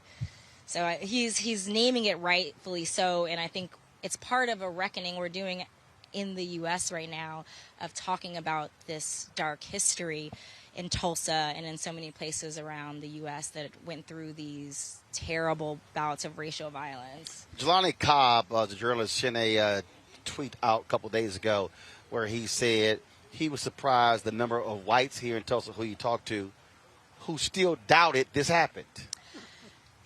And that does not surprise me. I think there is a accidental ignorance, yes, from not teaching about this history, but there's a willful ignorance that's going on. You see it even as people are erasing what happened at the January 6th insurrection, of how we bury our heads in the sand with history that we don't want to deal with and reckon with. And purposefully, because sometimes if they have to reckon with it, as you know, what we're fighting for, then they have to repair. And so that's kind of where we're at right now. All right, then. Last question for you. What do you want to see happen next, okay? The 100th commemoration is finalized, okay? What now? What now is we continue the fight in terms of this suit and the reparations. We need to get back. We have survivors from that massacre who are still here, who are waiting for justice. We have descendants who have generational wealth that has been stolen from them. We have communities who have seen their lifeline basically be cut through by urban renewal. What we want to see is that repaired, that justice is bringing that back up into the equitable position that we know it to be. As DeMario from the lawsuit says, it has been a public nuisance for us to experience this, and what we need is that nuisance, the nuisance of the continued history of theft, of inequity, to be removed from the plight that we suffer from. So that's what we want to see. All right. Thank you so we much. appreciate it. Thanks a I lot. Appreciate you. Thank you very much. All right, then. Folks, I want to go back to my panel. I want to start with you, Mustafa. We were talking about, of course, the Texas case. We're talking about voter suppression. President Biden brought that up. You have to also tie voter suppression piece to economics because that affects public policy based upon who you elect, who is in control, who is in power. Yeah, we see this playing out across the country where hundreds of these voter suppression bills have been put in place. And at the same time, when we see that, we know that there's that direct economic tie. We also see that there's a direct tie between many of the injustices that happen in communities, whether it's environmental injustice, housing injustice, transportation injustice. It's all tied in. And if people can't vote, then the folks who sit on the city councils and the county commissions and in the state houses then have free reign to continue to create these sacrifice zones. You know, they did that there in Tulsa, where they created a sacrifice zone after they stripped all the wealth out, after they murdered people, after they took over the land, and then people had the hard job of trying to find traction and to be able to rebuild. So we understand that our vote is critical, and we understand that our vote is tied to power, and it's also tied to resources. This is why, Ben, it cracks me up, the people who whine and complain, who say they support reparations, but then they then say don't vote. How do you get something from governments if you don't put the people in place who can give you what you want to get? People don't want to do, there's a segment of people who don't want to commit to the dirty work of actually getting the goals. If we have a goal of reparations, the only way we're going to get it is if we get enough political power to, and just the battle that's ahead of us when it comes to getting reparations. Not only do we have to fight against an intransigent Republican Party in the House and the Senate, but we have to fight against the totality of white supremacy and capitalism, because money is power in this system. And the titans of industry are going to be looking at us fighting for reparations with a side eye. And by side eye, I mean lobbying dollars. They're going to be fighting against us, too. And so if anybody is actually serious about giving reparations, we have got to get political power along with some economic power to fight these fights that are coming up, because white supremacy is not going to give us reparations easily. But, and Teresa, again, I keep going back to, you can't make public policy demands if you don't have people who are in office who are going to be responsive to your public policy demands. All of these things are connected. Absolutely. And for people to think that they're not connected, they are sadly mistaken. You know, those who work on campaigns know that the transition of power is essential, and part of that transition of power is knowing who's going to be in power in some of those appointed or elected positions. And so it is up to the will of the people during the campaign to express their need for public policy change in a certain area, to then curate that relationship as they transition into public office. So for people to think that the two aren't married, again, are sadly mistaken and are missing the ball on some of the biggest issues that are happening right now. Absolutely. And so I just need people to understand, again, these things are connected. The reason we are so aggressive with this is we have to understand what's going on. Then, of course, you have stupid people. I got some fool on my YouTube channel who was not even worth me calling that person's name, who keeps talking about who's evil. I'm going to tell you who's evil. Any party that's endorsing voter suppression, that's evil. Any party that defends Confederate monuments, that's evil. Any party that knowingly allows the flying of Confederate flags at their events, that's evil. That's today's Republican Party. One of the things that's also evil is racism. White folks in America love talking about the military and how we love our military, but the reality is African Americans have always had to deal with two things: loving America on one hand and dealing with racism on the other. During World War I and World War II, they had what was called the Double V campaign: victory at home and victory abroad. And what they were fighting for, ending fascism and ending racism. Well, guess what? This might be 2021, but black soldiers are still dealing with racism in America's military. The Associated Press put together a significant investigative report specifically dealing with this issue. And joining us right now is Kat Stafford. She is the National Investigative Race Writer for the Associated Press, and Richard Brookshire, co-founder and executive director of the Black Veterans Project. Glad to have both of you here on Roland Martin Unfiltered. Kat Stafford, talk with us about this project. How did it start? How long did it take to put it together? And what really jumped out at you when y'all were able to finish doing your reporting and put this all together and publish it? Yes, well, first of all, Roland, thank you so much for having me on to talk about a really important topic that, frankly, I think we don't talk about enough in America, which is, of course, as you just stated, racism in the military. And this project was actually an offshoot of the January 6th Capitol insurrection. And, you know, after what occurred, it started to come out that there were veterans that were involved with this insurrection, right? And so, like many media outlets, we started to kind of grapple with how much does extremism impact the military? But an important point that I want to make is you cannot talk about extremism in the military without talking about racism in the military, because the two are interlinked. And so what we found was that despite repeated pledges over the decades, really, this has been a long issue. This is nothing new. But despite these repeated pledges, the military has yet to really deal with racism in the military in a substantial way. We had really heartbreaking interviews with current enlistees, all the way up to officer ranks, right, as well as veterans, who kind of detailed how this is a generational issue.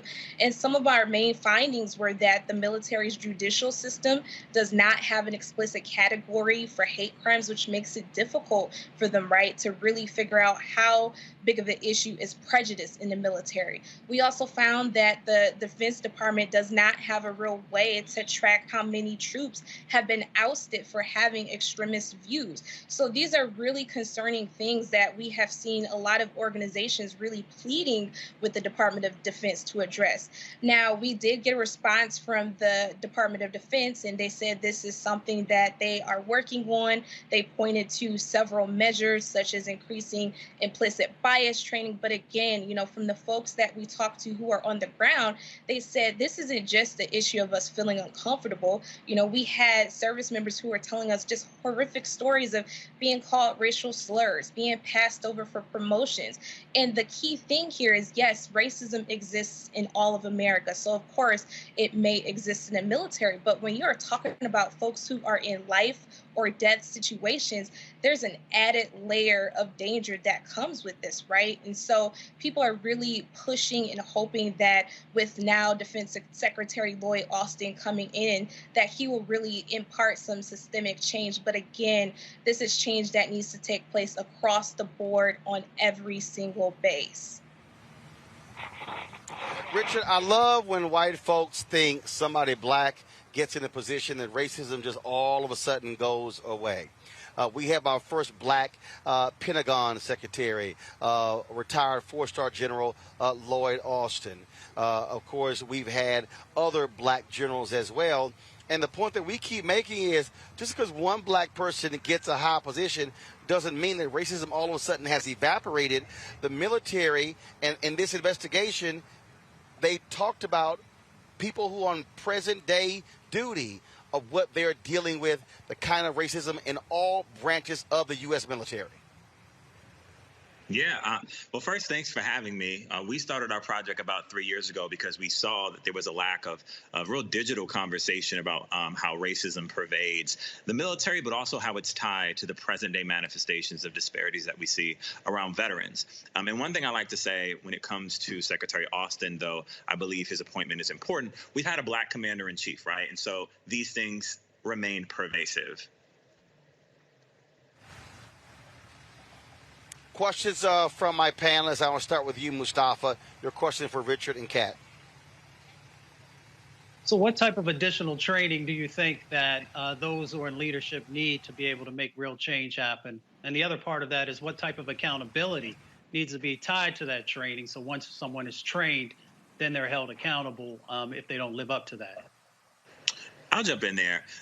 The military has the policies in place. They've had the policies in place for quite some time.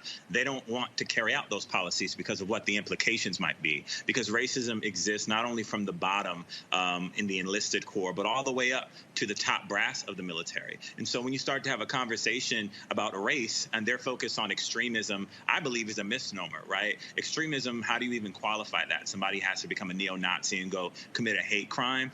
We know that, the creation of hostile work environments, the kind of passive things that were being spoken about, and overt things that were being spoken about earlier are quite rampant, and they have generational effects, especially when you become a veteran. When you talk about the military justice system, the same kind of racial disparities that we see in our civilian courts replicate themselves, except they have even more, in some respects, economic implications. And so the military actually has to have the courage to abide by its own policies and procedures and root out racists, right? And so when you think about the witch hunt that was Don't Ask, Don't Tell, and how effectively careers were ended under that policy, certainly, applying these policies around racism could be executed. But the implications are there are going to be so many people on so many different levels who frankly are going to be at risk of being kicked out, right? And so there's also this conversation about the infiltration of white nationalists in the military.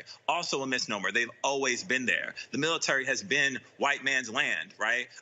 This kind of institution that was beyond reproach, right? Self-governing in many ways. And one of the things that we at the Black Veterans Project are really looking at are what are the real systemic shifts that need to happen, apart from just the policies of the DOD, who are really a self-governing apparatus. We're looking at the fact that no civil rights protections exist at the federal level that apply to the military. The military is its own self-governing apparatus. So what we're trying to think through, and we're working hand in hand with some congressional leaders on, is something called the Military Civil Rights Act. And how that holds the military accountable is that it would have to abide by the same civilian protocols under equal opportunity and the same enforcement measures, right? So in this article in AP, it talked about 750 complaints of racial discrimination in the year 2020 alone.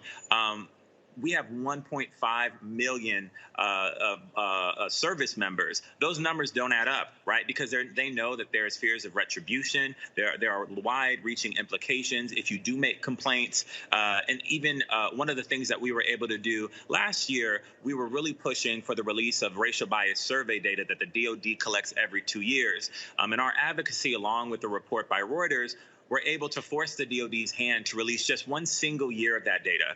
And it was damning, right? It said 1 in 4 service members had witnessed white nationalism in the military. 1 in 4, also a misnomer. 350,000 military personnel had witnessed in that year alone white nationalism being espoused. And so when you have DOD leadership saying that extremism isn't pervasive, it's a misnomer. And I like to make that very, very clear.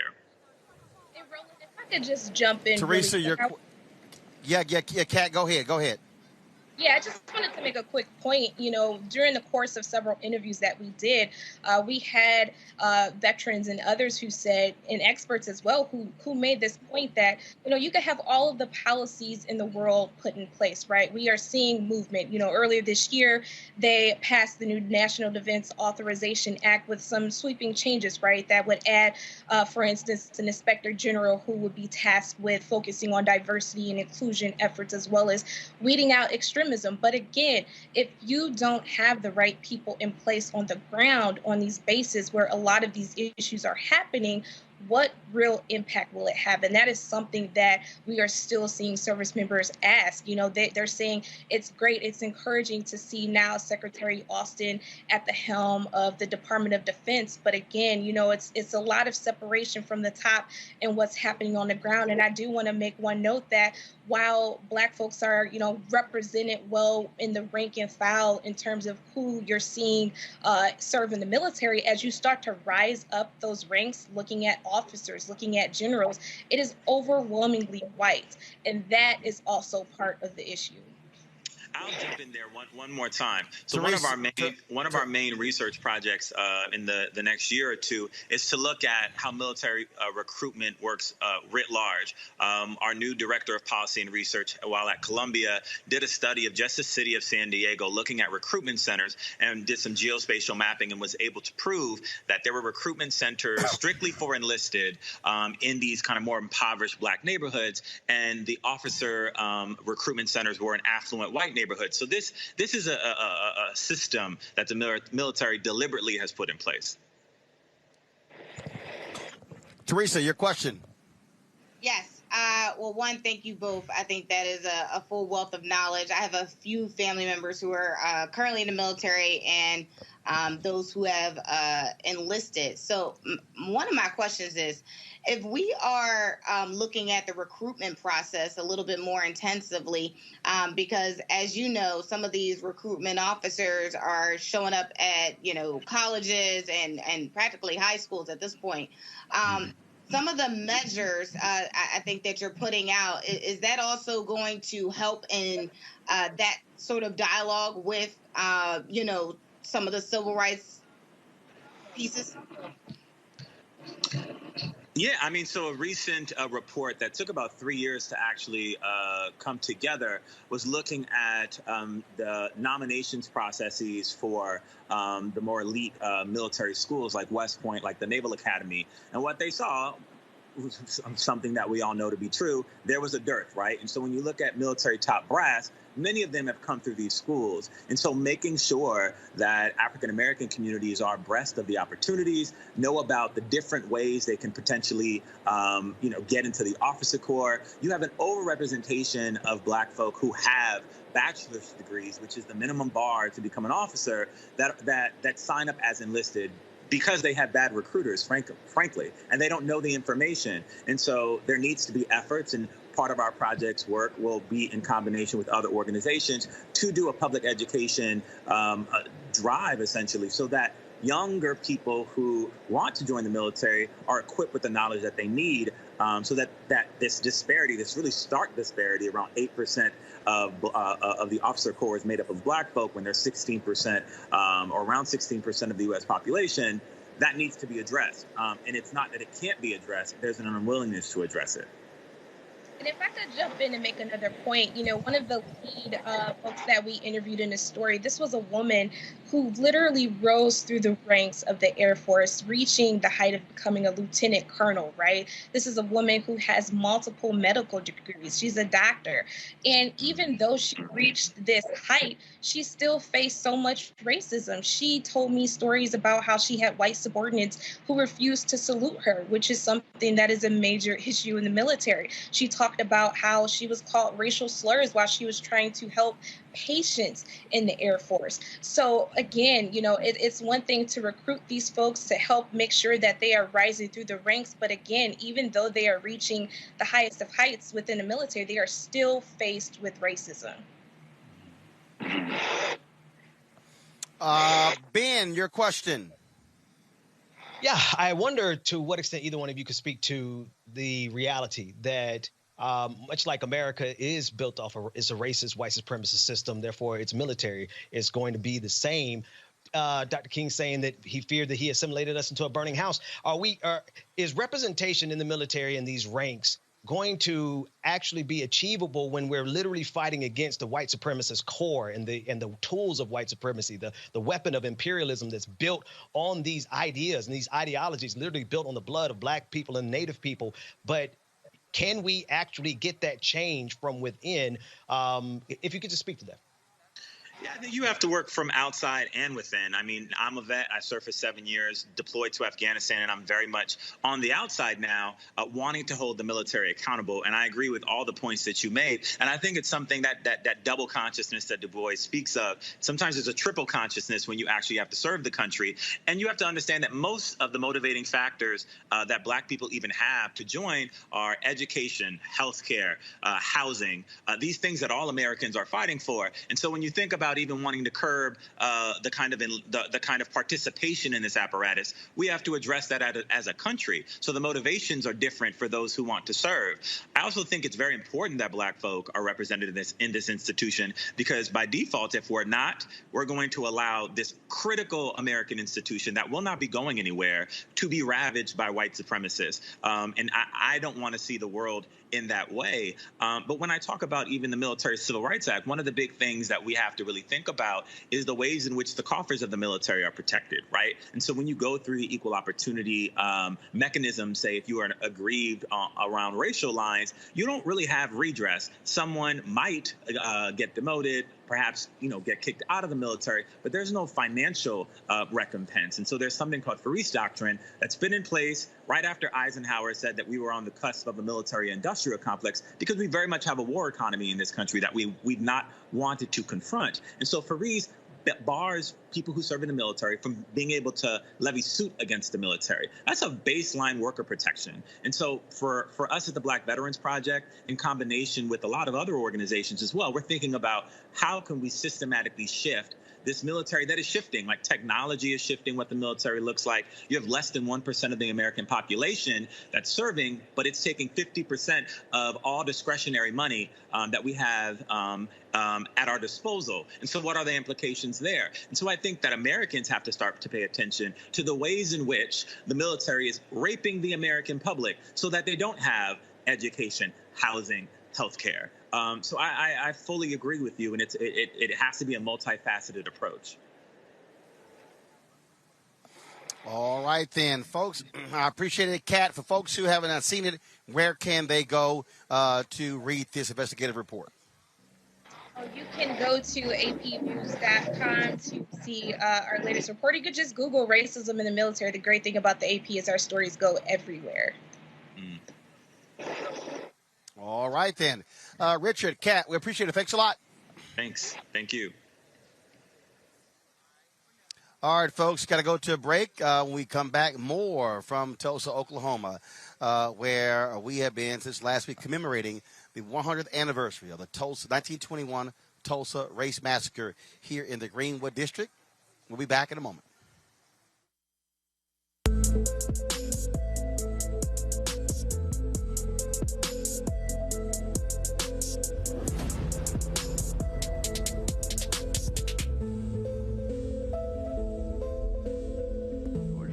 Death hopefully put another nail in the coffin of racism. You talk about awakening America. It led to a historic summer of protest. I hope our younger generation don't ever forget that nonviolence is soul force. Priceless.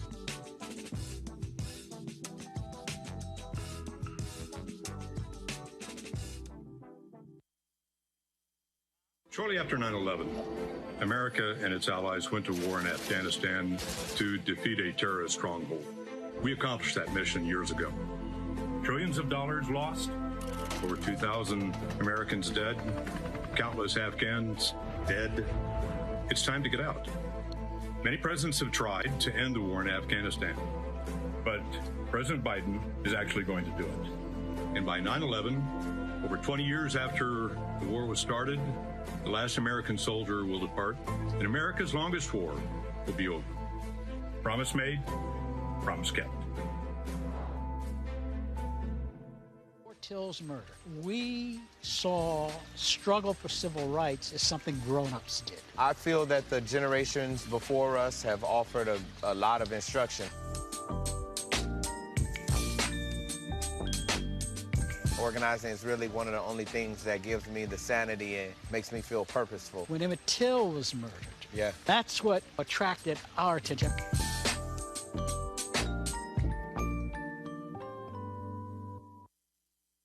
Carl Payne pretended to be Roland Martin. Holla! Hi, I'm Chaley Rose, and you're watching Roland Martin Unfiltered.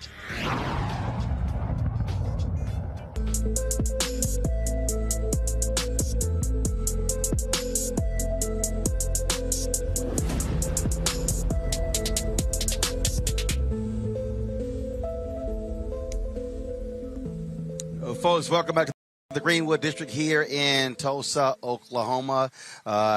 Look, we've been here since Thursday broadcasting, giving people a sense of what's been happening here for the 100th commemoration of the 1921 Tulsa Race Massacre. A number of folks we've talked to here, people who are from here, descendants. Opportunity y'all heard yesterday from two of the three survivors of that race massacre, which took place 100 years ago. Last night, sundown, went all the way through sunrise, just complete devastation. 36 square blocks completely destroyed. A lot of people we've been seeing here. My next guest, haven't seen her in a while. Dr. Maya Rocky Moore Cummings, of course. She is a former head of the Maryland Democratic Party. She also has been involved in economic issues as well, women's leadership issues as well. And so always glad to see her. Watch come Tulsa. Why Tulsa? Watch come. Oh, my gosh. A lot of folks stayed at home Memorial Day weekend. So why'd you say, I got to be here? First of all, I'm vaccinated. Second of all. Same here. This was my first trip out, in a year and some months. And so I felt like it was appropriate on the 100th anniversary since the massacre of all of these black folks who lived here, were leading decent lives, were upstanding citizens, were successful, who were building wealth, since they were murdered in cold blood. By white residents of this town who I personally think were jealous of their success. And so, what we face continuously in this country is an effort to, I think, set us back. Every time we try to take two steps forward, there are efforts like Greenwood, where they either through policy, through practice, they put us two steps behind. And so with that, we've got to commemorate the history. We never should forget this effort that's happening at the national level to prevent white kids, especially from learning the history of violence, white violence in this country, I think is in line with what we've seen here in Greenwood, where they tried to hide and cover up the evidence of a massacre. And certainly we've got to mark our way forward. This is the marker for getting the racial wealth gap addressed in this country. So as you well know, I've been an advocate for closing the racial wealth gap now going on 15, 20 years. I would put out an agenda around closing the racial wealth gap. We've got legislation in Congress that we've been advancing.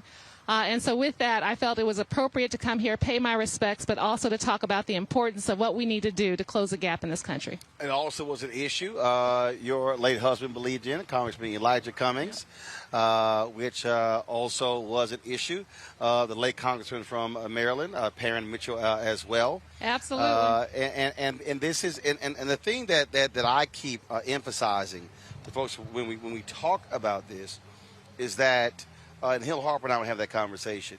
We're talking about how folks say, do for self, do for self, do for self. Then you have white folks talk about lift yourself up by your own bootstraps.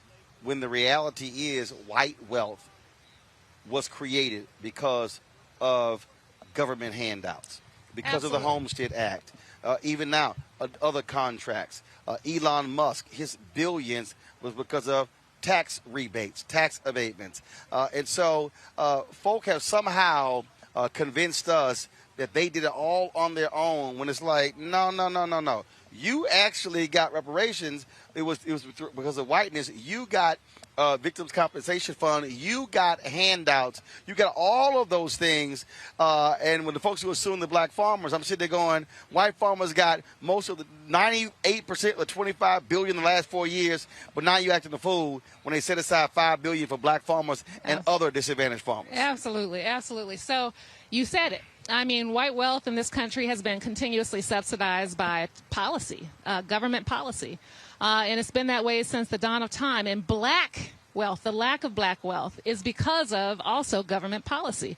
We're talking about slavery, if we're talking about Jim Crow, you name it. If we're talking about, the denial of initial Social Security benefits, if we're talking about the denial of initial GI Bill benefits, if we're talking about the denial of any benefits from the Homestead Act, basically African Americans have been left out or oppressed through government policies. And so this is what I argued this morning in the opening session of the plenary that was held over at the Convention Center. I think that it's important for us to realize that history. And yes, while some progress has been made, not enough. We're losing ground. And if you look at the statistics on the racial wealth gap, African Americans are losing ground even from 25, 30 years ago. We are basically, and the pandemic has made it even worse.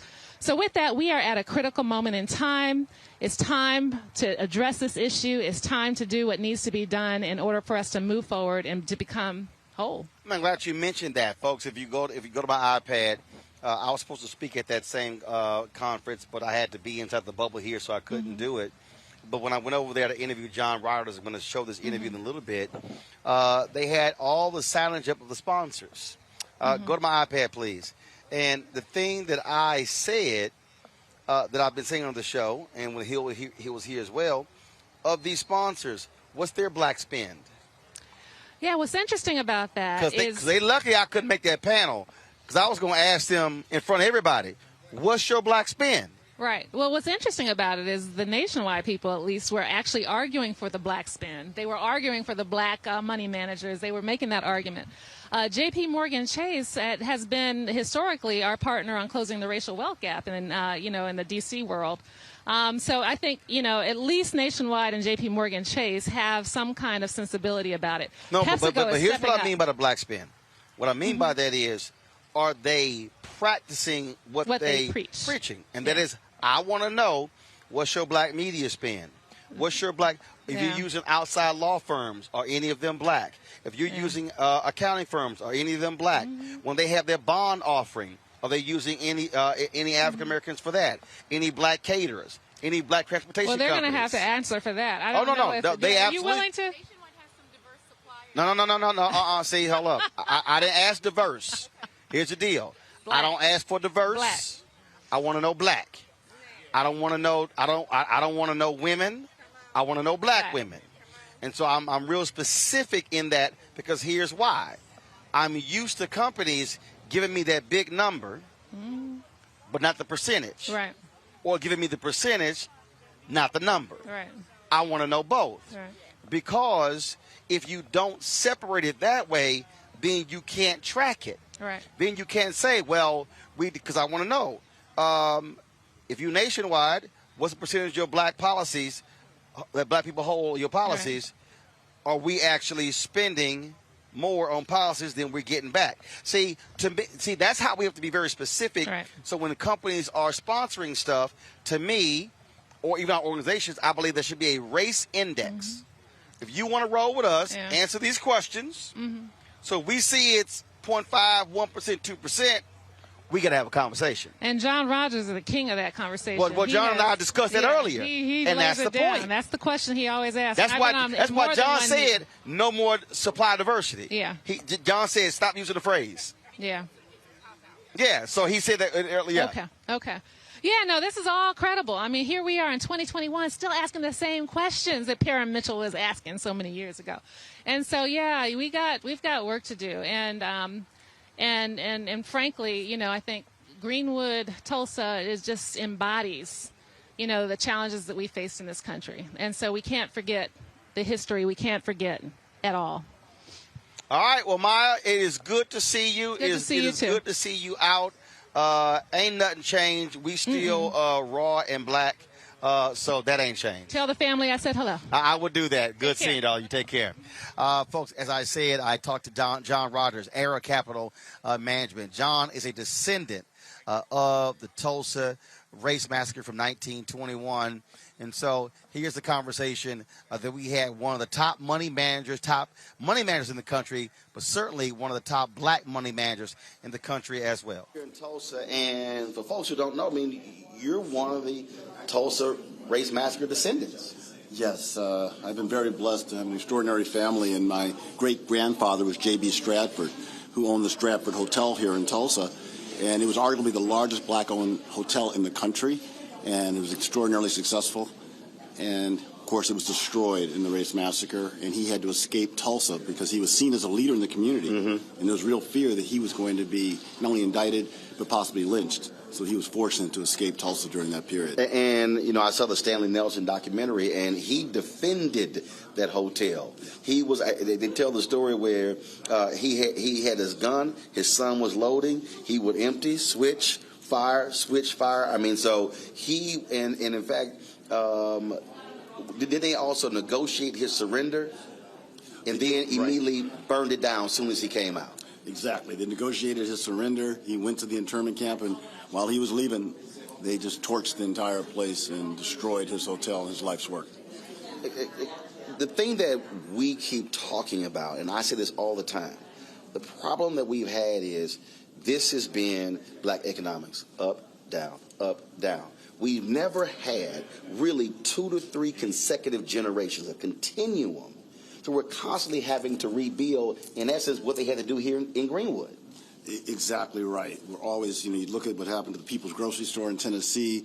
You see what happened after, slavery ended. We were supposed to get the 40 acres and a mule. What happened to Freedmen's Bank in D.C. Every time we start to make progress, they destroy us, and they find the housing some way. crisis in 2008, same thing. 53% of black wealth wiped out. Exactly, and in so many of these situations, this white supremacist, that part of a community back in Tulsa 100 years ago, they couldn't stand to see our success. Mm-hmm. They couldn't be supremacist if we were starting to overcome them and actually outperform them. So, what now? You and I have been talking the same thing, pushing people on these pension funds, pushing these companies, saying, look, don't just sit here and say we will sponsor conferences and give donations. No. We're not interested in aid to black America. We want investment in black America. Exactly. And you and I are a generation, we learned from Harold Washington and Maynard Jackson that you have to fight to have economic businesses of scale in urban communities so we can have create our own jobs, create our own philanthropy, create our own political empowerment when we have businesses of scale.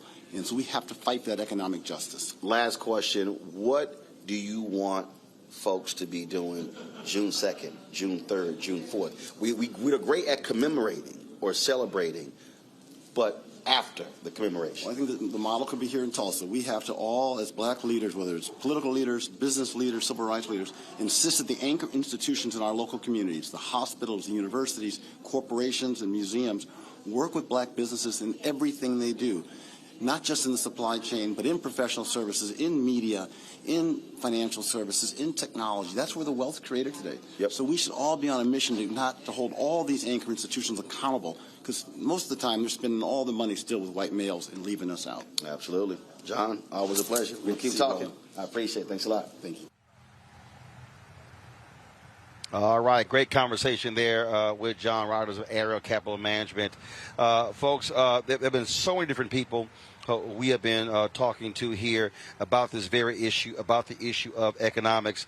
One of the folks who sits on the House Financial Services Committee, she is the chairwoman of that. I had a chance to catch up with Congresswoman Maxine Waters when we chatted on Sunday here in front of Vernon AME. Here's our conversation. Yes. Why was it important for you to be here?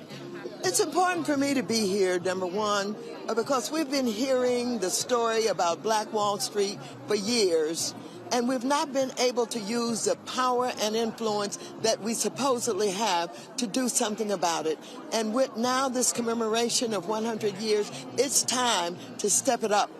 And as the chair of the Financial Services Committee, I think I better bring in some banks and some insurance companies. And I think that's why I'm here. I'm here with a leading businessman from the Los Angeles area, Kareem Webb, and my son, Ed Waters, who have come here. And we've all come here because we felt this is a place where we have to be. You talked about those particular banks. One of the things you talked about, all of these businesses were insured 100 years ago. Well, yes. And those insurance companies and those banks would not honor those policies. They didn't honor the policies, and I understand that the bank books got burned up when they set fire to the whole Greenwood. And, of course, the banks didn't recognize that they had accounts there. And then the insurance companies, where businesses and just regular individuals have been paying these premiums for all of these years, could not be compensated because they said, oh, the contracts are such that this was a riot. And we don't deal with, making you whole when you have been involved in a riot, when it was a massacre. And so a lot of it was not a race riot. No, it was not. It was a massacre. Black folks were minding their own business. That's right. Talk about, I always explain to people, We can talk about mass incarceration, we can talk about criminal justice reform, we can talk about all these issues, but if you do not deal with the money, you're not dealing with America. Well, absolutely. And to tell you the truth, we talk about the wealth gap. And, you know, whites would have you believe there's a wealth gap because we don't do our part. We don't work hard enough. We don't invest. We don't understand. It's none of that. It is about the traditional pattern of and the laws of the land that have excluded us in every place. And not only have they excluded us where we were doing well, they interfered with our ability to do well. Just as what you see going on in the legislatures now, where they have decided to go one step further on voter suppression. It's the same kind of laws that operated economically that kept us from being involved and building the wealth. And now we keep talking about how we're going to fill the race gap. The only way that we're going to be able to do that is we're going to have to deal with places like Greenwood and understand what happened there and be prepared to do the work, the protesting, the legislating, and the challenging of the banks and the financial institutions. And nobody knows that better than Mr. Kareem Webb. Kareem, speak to that, because the thing is, we've had all of our businesses, but the thing I keep saying, like I'm involved in this fight with Byron Allen and Ty Brown and Butch Graves on the advertising side. We got black businesses that don't have capacity. They're small. Then they say, oh, you're too small, so therefore we can't do business with you. Then the banks say, well, we can't lend because you're too small. Well, hell, I'm too small because you don't want to give contracts or for me to get bigger. So it becomes a self-fulfilling prophecy.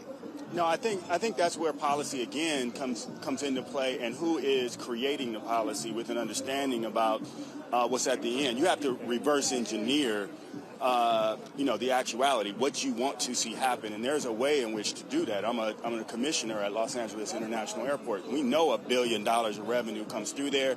We're spending almost $20 billion. The question is, we're 11% of Los Angeles.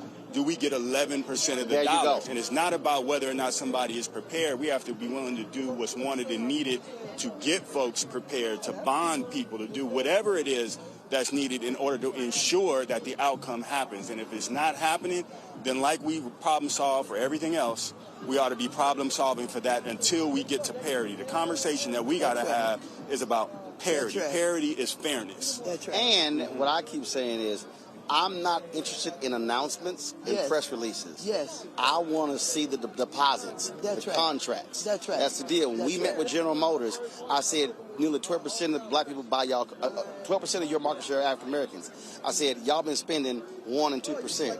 I said, how would y'all like if your market share goes from 12 to 1 and 2? I said, a bunch of y'all going to get fired. That's right. Absolutely. Well, you know, it was mentioned today in the panel that we did that there are attempts to not educate and not allow young people, and blacks in particular, to know the history of what has taken place. My son is a varsity basketball coach at Crenshaw High, but he's putting his time into junior achievement to teach them how to become entrepreneurs and business people. Well, because the basketball players, there are law firms, accounting firms, marketing firms who work with him. I keep telling brothers and sisters, you can be in the NBA without bouncing a ball. That's right. Well, once we put the pressure on them, and get the platform, now it's about financial literacy.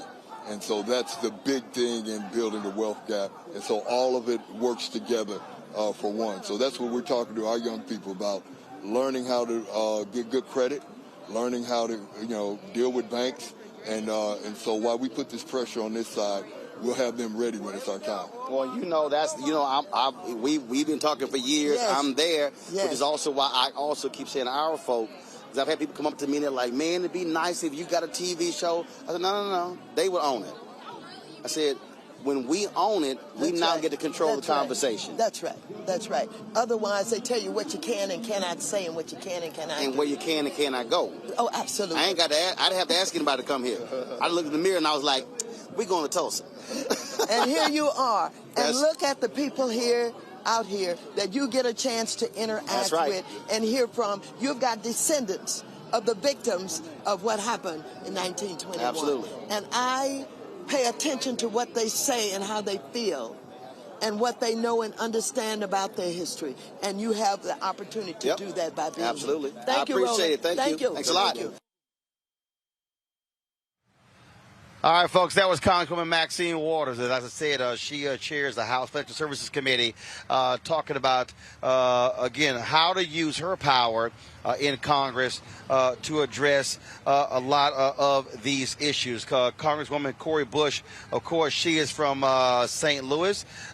She also has been here talking about these issues, what needs to happen. Here's Congresswoman Cori Bush. In getting folks to understand that you have to deal with black economic social justice and not just social justice. Absolutely. Absolutely. We have, because economically, if we're not at a place where we can have our own wealth, if we're not at a place where we can, because if we have our own wealth, then our people are whole because they're healthy, because they live in neighborhoods and where they have clean water, clean air. You know, they live in neighborhoods where the housing is safe. They live in neighborhoods where we don't have to rely on the police for our safety, because we know that doesn't make us safe. You know, when we are in a place where we can rely on ourselves and we can move our dollar in our own communities, that's how we build. But when we don't have that, when somebody else gets to dictate to us because we don't have financially we're not well, then that's how we end up in the place that we are in right now. But I want to hear what when you say rely on ourselves. I had this conversation. People kind of like, "Oh, Roland, we got to do for self." I said, "Well, first of all, I own my own show, so I don't need nobody explaining to me do for self." But what I keep explaining to people though is that do for self is vital. But getting those contracts are also vital. Because, see, they ain't doing for self. See, and I think I think people get confused when they hear that phrase, not realizing that those corporate contracts, those city contracts, those county contracts, those those federal contracts, we're taxpayers. That's our money. Absolutely. So we shouldn't be forced into a situation where we're only doing for ourselves and completely shut out of the billions upon billions that are flowing that we're paying into. Oh, absolutely. We should never, nothing should be, so we shouldn't limit ourselves that way. So my life is limitless. I don't put any limits. The sky is not even my limit. So absolutely not. But what I mean is, when we don't have to rely, so when we don't have to rely, let me say this, those contracts and all of those things, when we have politicians who are able to be elected because the money is there to be able to get them in a seat, then that's how we get pushed back. But when we have our own money and we can put up our own people to get into these seats, you have people like my new mayor, Tashara Jones in St. Louis. You have people like me, who is the very first black woman to ever go to Congress from my state, in the history of my state. That's what you get, you know. And even though we didn't do it with money, we did it with organizing. But if we had a structure to be able to make sure that people, regardless of if you have a title, if you have a name, if you had that structure, things could change. But so then those corporations will have to come to us. Those corporations wouldn't be able to say, you know what, we have this quota, but in actuality they don't fill it. They end up doing something different, where we get to see our construction workers building in our communities that actually look like us, instead of saying that we're bringing people into the community that look like you and they're going to be the ones on these jobs. No, we get to actually hold them accountable. So that's what I mean. We get to make sure that black businesses are built and are sustained. Oh yeah, no, I know what you meant. Yeah, okay. It's like, but I'm saying, but what I try to walk people through to understand that, look, we should never walk away from money, our money that's being spent. It's sort of like, it's like the pension funds. You got all these black public workers, and you got white pension fund managers. Pension funds drive Wall Street. They drive venture capital. And so I'm sitting there going, yo, that's public worker money. I'm like, and I sat with black workers who went, wait a minute, hold up. Yeah. They said, so you telling me that our pension fund money? I'm like, yes, those are the greatest investors on Wall Street, and those black workers had no idea. I said, so you should be saying, where the black pension fund managers? Where the black law firms? Where the black accounting firms? I said, we got to be driving a different conversation. But also with that, we have to expose our people to that type of, so we don't know what we don't know. So we don't know that that's even a thing unless somebody that knows it's a thing brings that to us. And so that's why we have to, so having the money. That's why we got black media. Exactly. Black owned. Because black targeted ain't having a conversation. You know, that's the point. That's the point. point. And so when we get in positions, you couldn't be in this position like this if you didn't have some backing from some other folks, and you had a push. Let me just say, you had a push to get out to do this thing on your own, but you didn't do it by yourself. That's right. And so that's the thing, you know, and you looked at who has information that I don't have to be able to help me to get into, because it wasn't easy for you to be able to do that. You had to find people that knew. So that's my point. We have these secrets. Mm-hmm. One thing that we've seen, and especially in politics, but definitely in when we talk about generational wealth, these secrets of how to get and what to do. We can have all the financial literacy classes we want to. We can teach our kids all of it. But if we are not making sure that those that have those secrets bring those secrets down, then yeah, our bank account it may not be $400. We may have $1,000 in it. But did we really get some generational wealth? I literally had somebody say to me, the last question, they said, Roland, man, you sharing all your stuff. I said, why should I keep it to myself? Exactly. It's not the way that I see it. I'm going to get mine. Yeah. But I should keep the information to myself. Right, because that doesn't stop you getting yours, doesn't stop somebody else from, it doesn't stop you from eating. But if you tell somebody else, how do you not eat? How are you not well because you told somebody else how to do their thing? But now I will say this. We also want to make sure that folks pay us our worth. That's right. And we want to make sure that people understand what we have put in to be able to get there. And so, that's the other thing. People don't want to pay us. They don't want to pay us. They won't pay us. And so, anyway, so that's my soapbox. All right, well, look, it's all about the money. It's always good seeing you. Yes. We going to keep swinging. That's right. All right. I appreciate you. Thank you.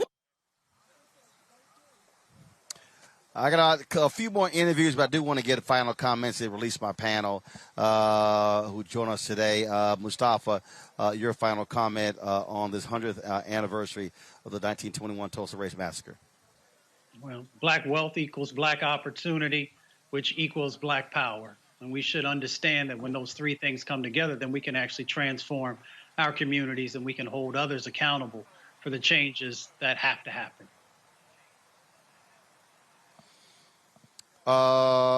Ben Dixon. I think of the amount that black people are able to get done when white supremacy is not in our way. And if white supremacy would get out of our way, not only in terms of the racism, but in terms of the capitalistic grip that it has on the black community, if we were able to get the escape velocity out of it, we see what we can do. We saw it in Tulsa, but that wasn't good enough for the white people in this country. They bombed it. We see it in the military, but that wasn't good enough. We didn't get the GI Bill. We saw it when it's time to buy properties, but then they started redlining. And then we got properties, and we had the crash of 2008. And we see over and over and over again the grips of both white supremacy and capitalism has on black people particularly. But if they ever let us free and we ever get the shackles off of us, we can do so much more because we have been taught all of our lives that we have to be 10 times as good to get half as much. But wait till we get what we deserve. Teresa. The time is now more than ever for us to stick together, for us to grow and to empower each other. So not only supporting black media outlets, but supporting black businesses and supporting black people. So we have to make sure that public policy, elected officials are held accountable, but more so corporations are being held accountable as well. Well, I certainly agree with all that. Glad to have you all today on our special edition of Roland Martin Unfiltered from Tulsa. Thanks a lot. Thank you. Dr. Pamela Hill is professor at the University of Texas at Arlington in African American Studies, and I had a chance to catch up with her to share her thoughts again on where we stand in terms of going next when it comes to Tulsa. Here's our conversation. Here, but what should it do going forward? Yes, going forward, we should first understand what reparations is. We need to know that historically other people have been granted reparations. And it's nice that we have a festival and they're building things, but that is not going to take place of what is owed to the people. It's important that we know this is a commemoration and not a festival to have fun. But to remember we are on sacred ground, that blood was shed here, that the ancestors' bones line some of these streets. That's why the words matter. Yes. Some people have used celebration. Exactly. I keep saying, no, you got to use commemoration. suppression. Exactly. It's the same thing when we commemorate the anniversary of Dr. King's killing. So, you know, they celebrate. And so, even with that, words matter. Exactly. Exactly. And again, what we see happening here is to change the narrative to say, well, we're celebrating and we're doing this, but what are you doing for the survivors and the descendants? If you understand generational wealth, It's been lost. And no building of a history center or a wall of hope or whatever it's called, or naming the street Black Lives Matter is going to have an impact on what truly happened. It's a cover-up. Say, see, we're doing something, so y'all just be quiet. Now be happy, be glad, and by the way, don't learn your history, don't learn your culture. And one of the things that's very important, Roland, is that people must understand this attack on critical race theory, that's not being taught to children at all. That's taught at the institutional level. I've taught that course. What it is that it's the fear that little Johnny and little Timmy will become anti-racist, activists, leaders, and guess what, politicians. Yeah, because they will then know, like I always say, they will then know history, not his story. Exactly. And so, but one of their leaders actually wrote it. What he said on Twitter, he said, our whole point here is to essentially put anything dealing, by using critical race theory, by attacking that, is to put anything dealing with race underneath that. Exactly. So that way they want to invalidate and attack everything, and that's what the strategy is. And also what they realize is over the summer of the last couple of years, they've seen their white children out on the protest line saying Black Lives Matter. Oh, we can't have that. Let's change the narrative quickly. Let's put it into law quickly so that we can force people not to teach it. On Friday when we had the march down Greenwood, and Carver middle school children were outside, and one little boy said, put me on film. I turned the camera on him. I said, what do you want to say? He said, don't be racist. His friend next to him said, I want to learn Black history because I think it's interesting. And these are two little white boys. This is the fear that these little white boys will grow up to be anti-racist and activists and leaders and politicians and make laws to be correct. Well, I think that, first of all, you're absolutely right, because what I tell folks is that after George Floyd's death, the reason you get this shift, if you will, because it was a whole bunch of white folks who were out front, who were driving that, and who was also forcing these change inside of these corporations. I said, and then they were like, oh, damn, we got to figure out what in the hell to do. Because, see, now our own folks are doing it. But, see, what I'm now challenging them is, so perfect example, millions were out in America and across the world after George Floyd's death. The question is, are they going to return to the streets to make sure the George Floyd Justice Act gets passed? Are they going to return to the streets to make sure voter suppression ends?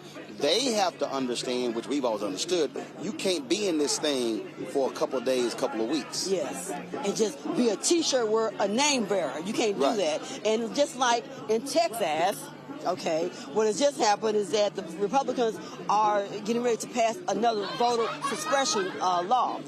And one of the issues is that you can't vote on Sundays after 1 p.m. We know how to use church at 9 a.m. and go to the polls. So what they're failing to realize is that you can't pull that okie doke on the people who already know. There you go. Try it on somebody else. All right. I appreciate it. Thank you, brother. Thanks a bunch. All right. See, I got you.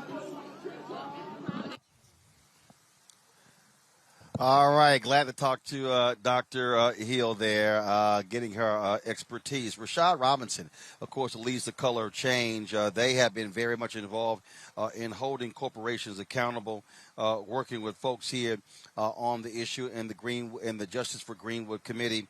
And so we talked to Rashad the other day at the luncheon for the survivors and descendants.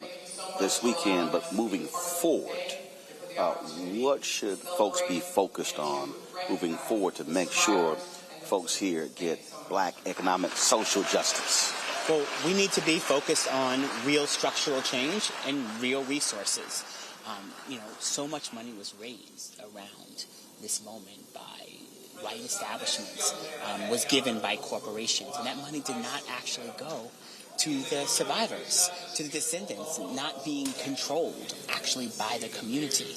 And so much of what needs to happen moving forward is to not have things happen in people's names without them actually being part of it. And that's why back in 2019, we got involved with supporting the work of Dr. Crutcher and DeMario, and really through our petition work, we launched a petition campaign, and over the last several weeks have only ramped that up to really try to put the focus and the energy on ensuring that resources go to the right places and that the community actually gets to control the resources. That none of this sort of the people who are outside the community are controlling things in their name. Well, one of the things that I have been saying that, look, white folks are scared to death of the word reparations. Mm-hmm. Okay, fine. I'm going to use what we did with 9/11, a victims' compensation fund. Mm-hmm. I argue that if Tulsa wants to sit here and they want to do tourism and they want to sort of bring people here, fine. You need to ensure that portion of those hotel rooms, a fee, receipts from restaurants, that the money should go into that particular fund. Mm-hmm. Because we've seen how other southern cities have monetized mm-hmm. black pain. They admitted here going to Montgomery, studying there what they've done with the museums and whatever. And so Alabama, Mississippi, these places, they're now marketing mm-hmm.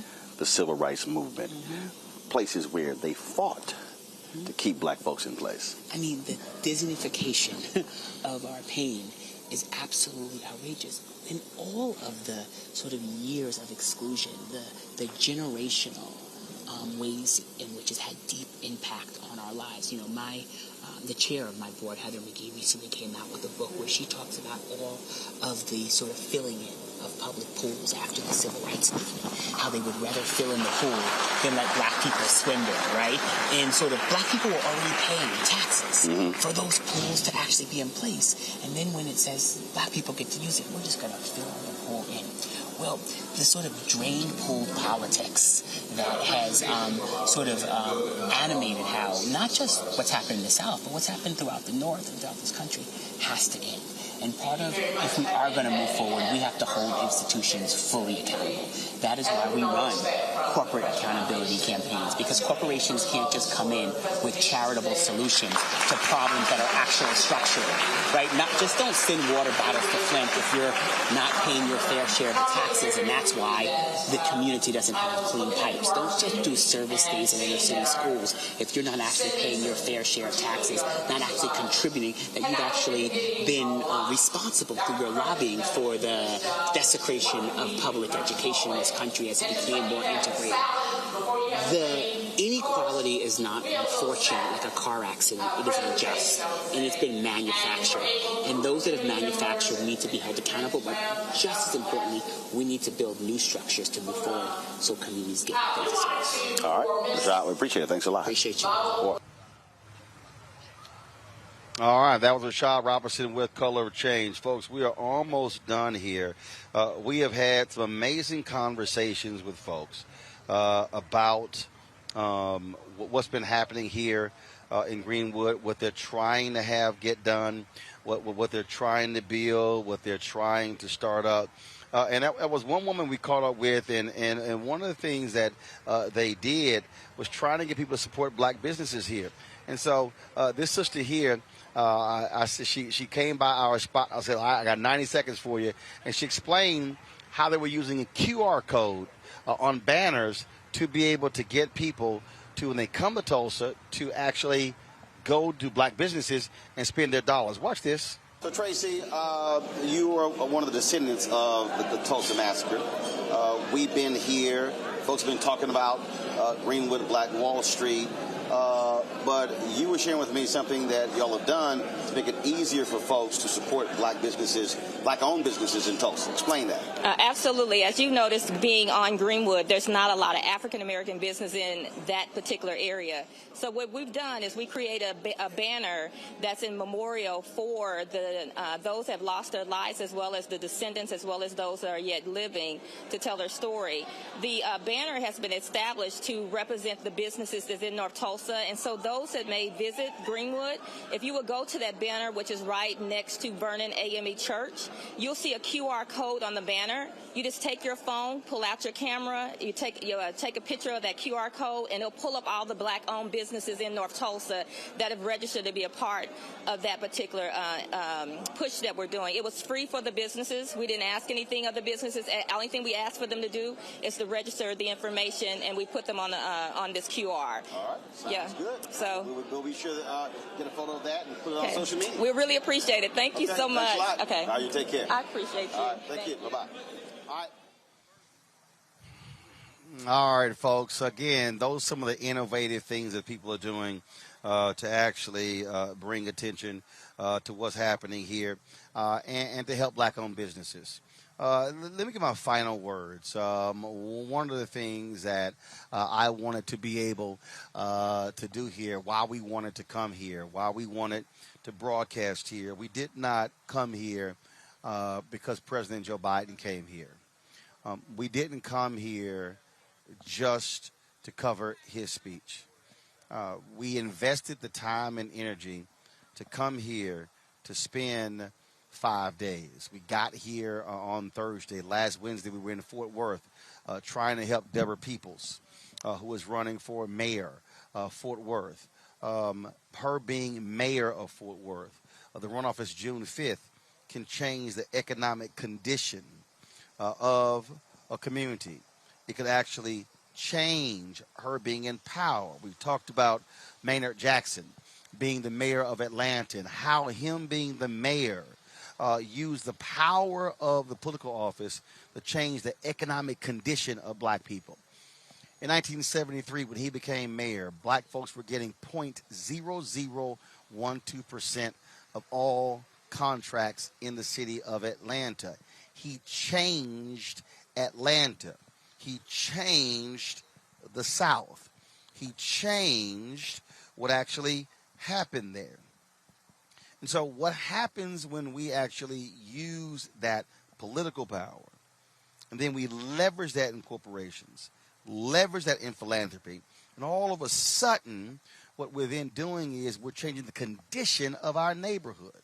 And so we've had an opportunity to talk to business owners and share with them and talk about what they're doing and how they're trying to start businesses. And so if you go all along here, we've had people who are artists and people who have shirt shops and who are have all sort of different things. And what they are all about is trying to redefine the Black community. And see, here's the thing that what I keep trying to say to a lot of these people. It's a lot of folk who are running their mouths on social media.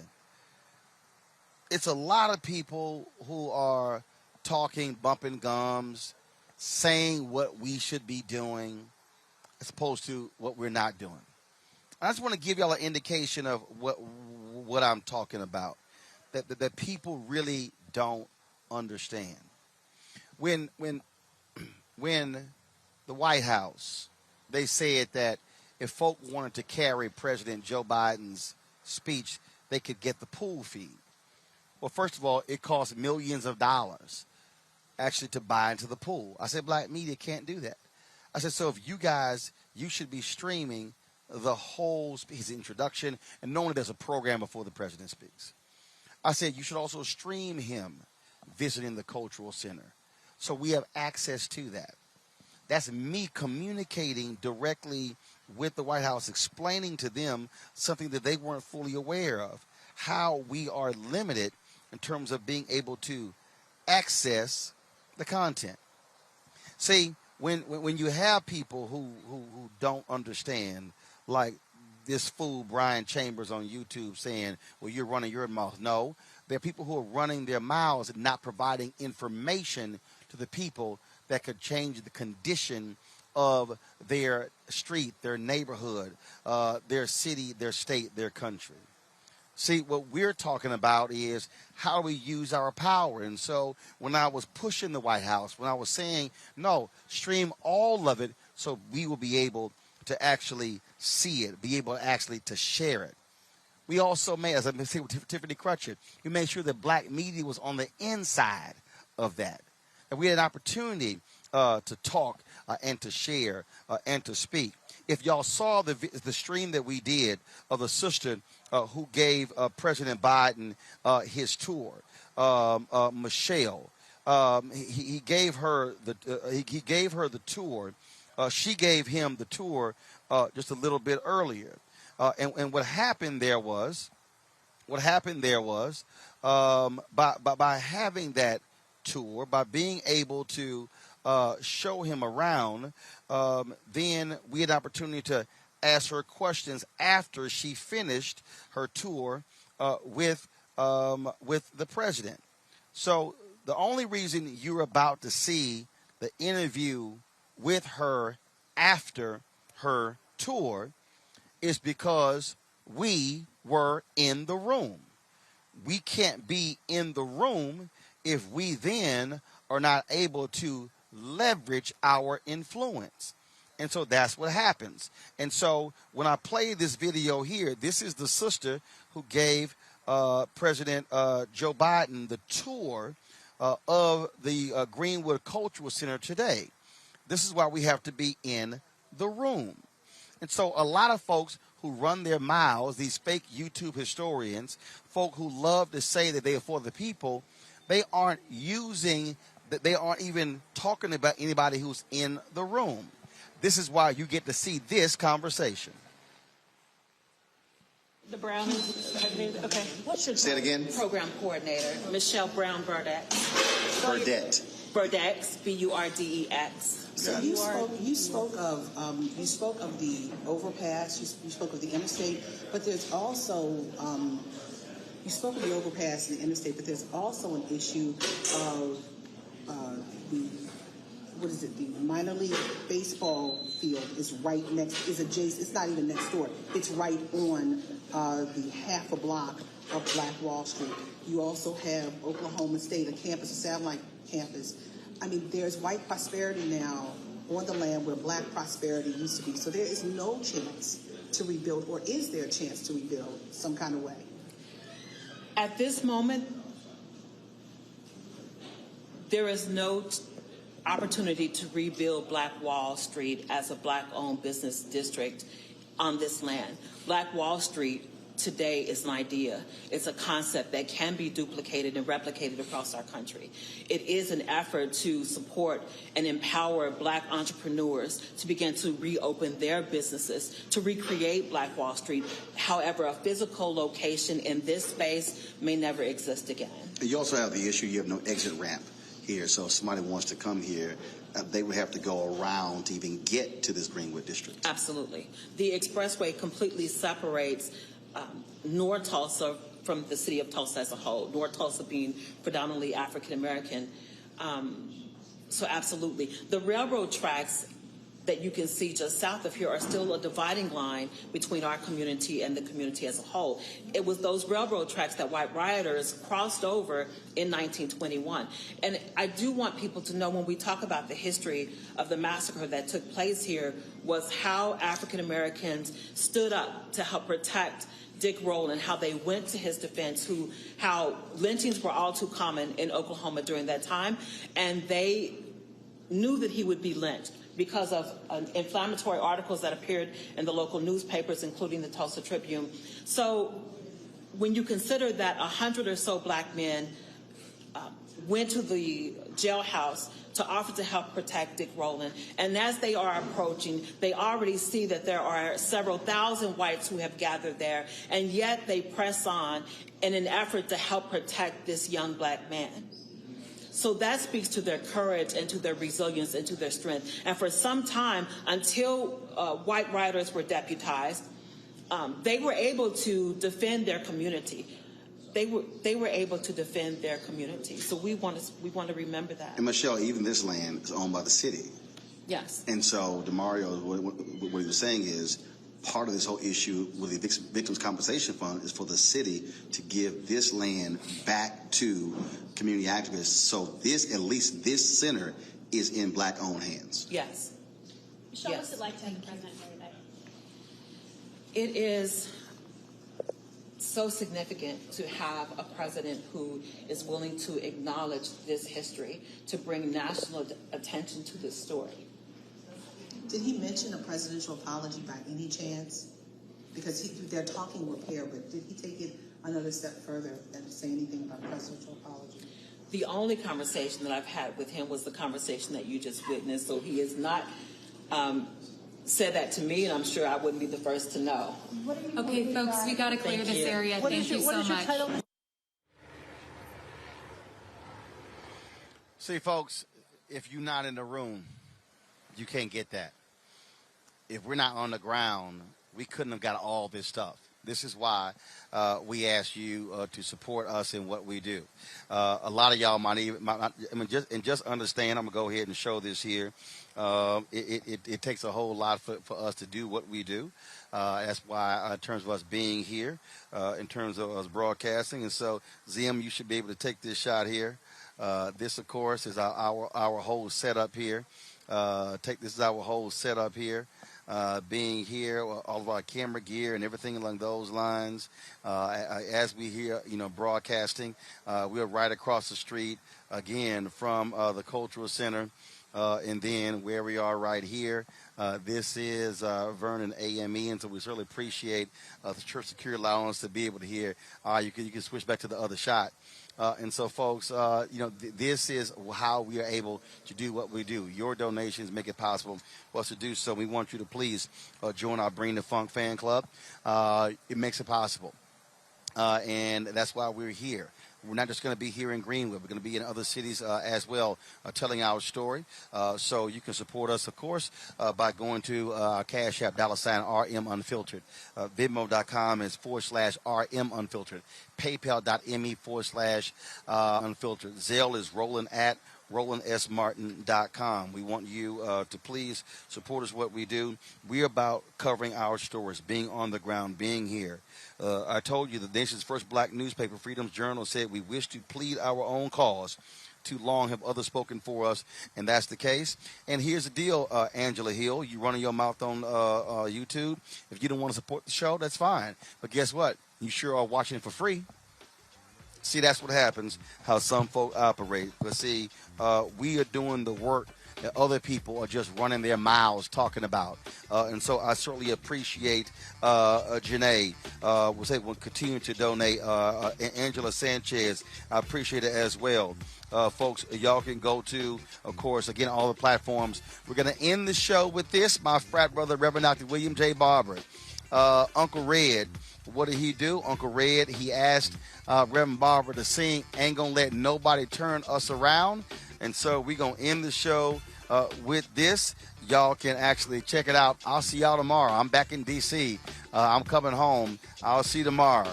Holla. Take it away, Reverend Barber. Turn me around. I'm gonna keep on walking, keep on talking, walking up the freedom way. Ain't gonna let no racism turn me around.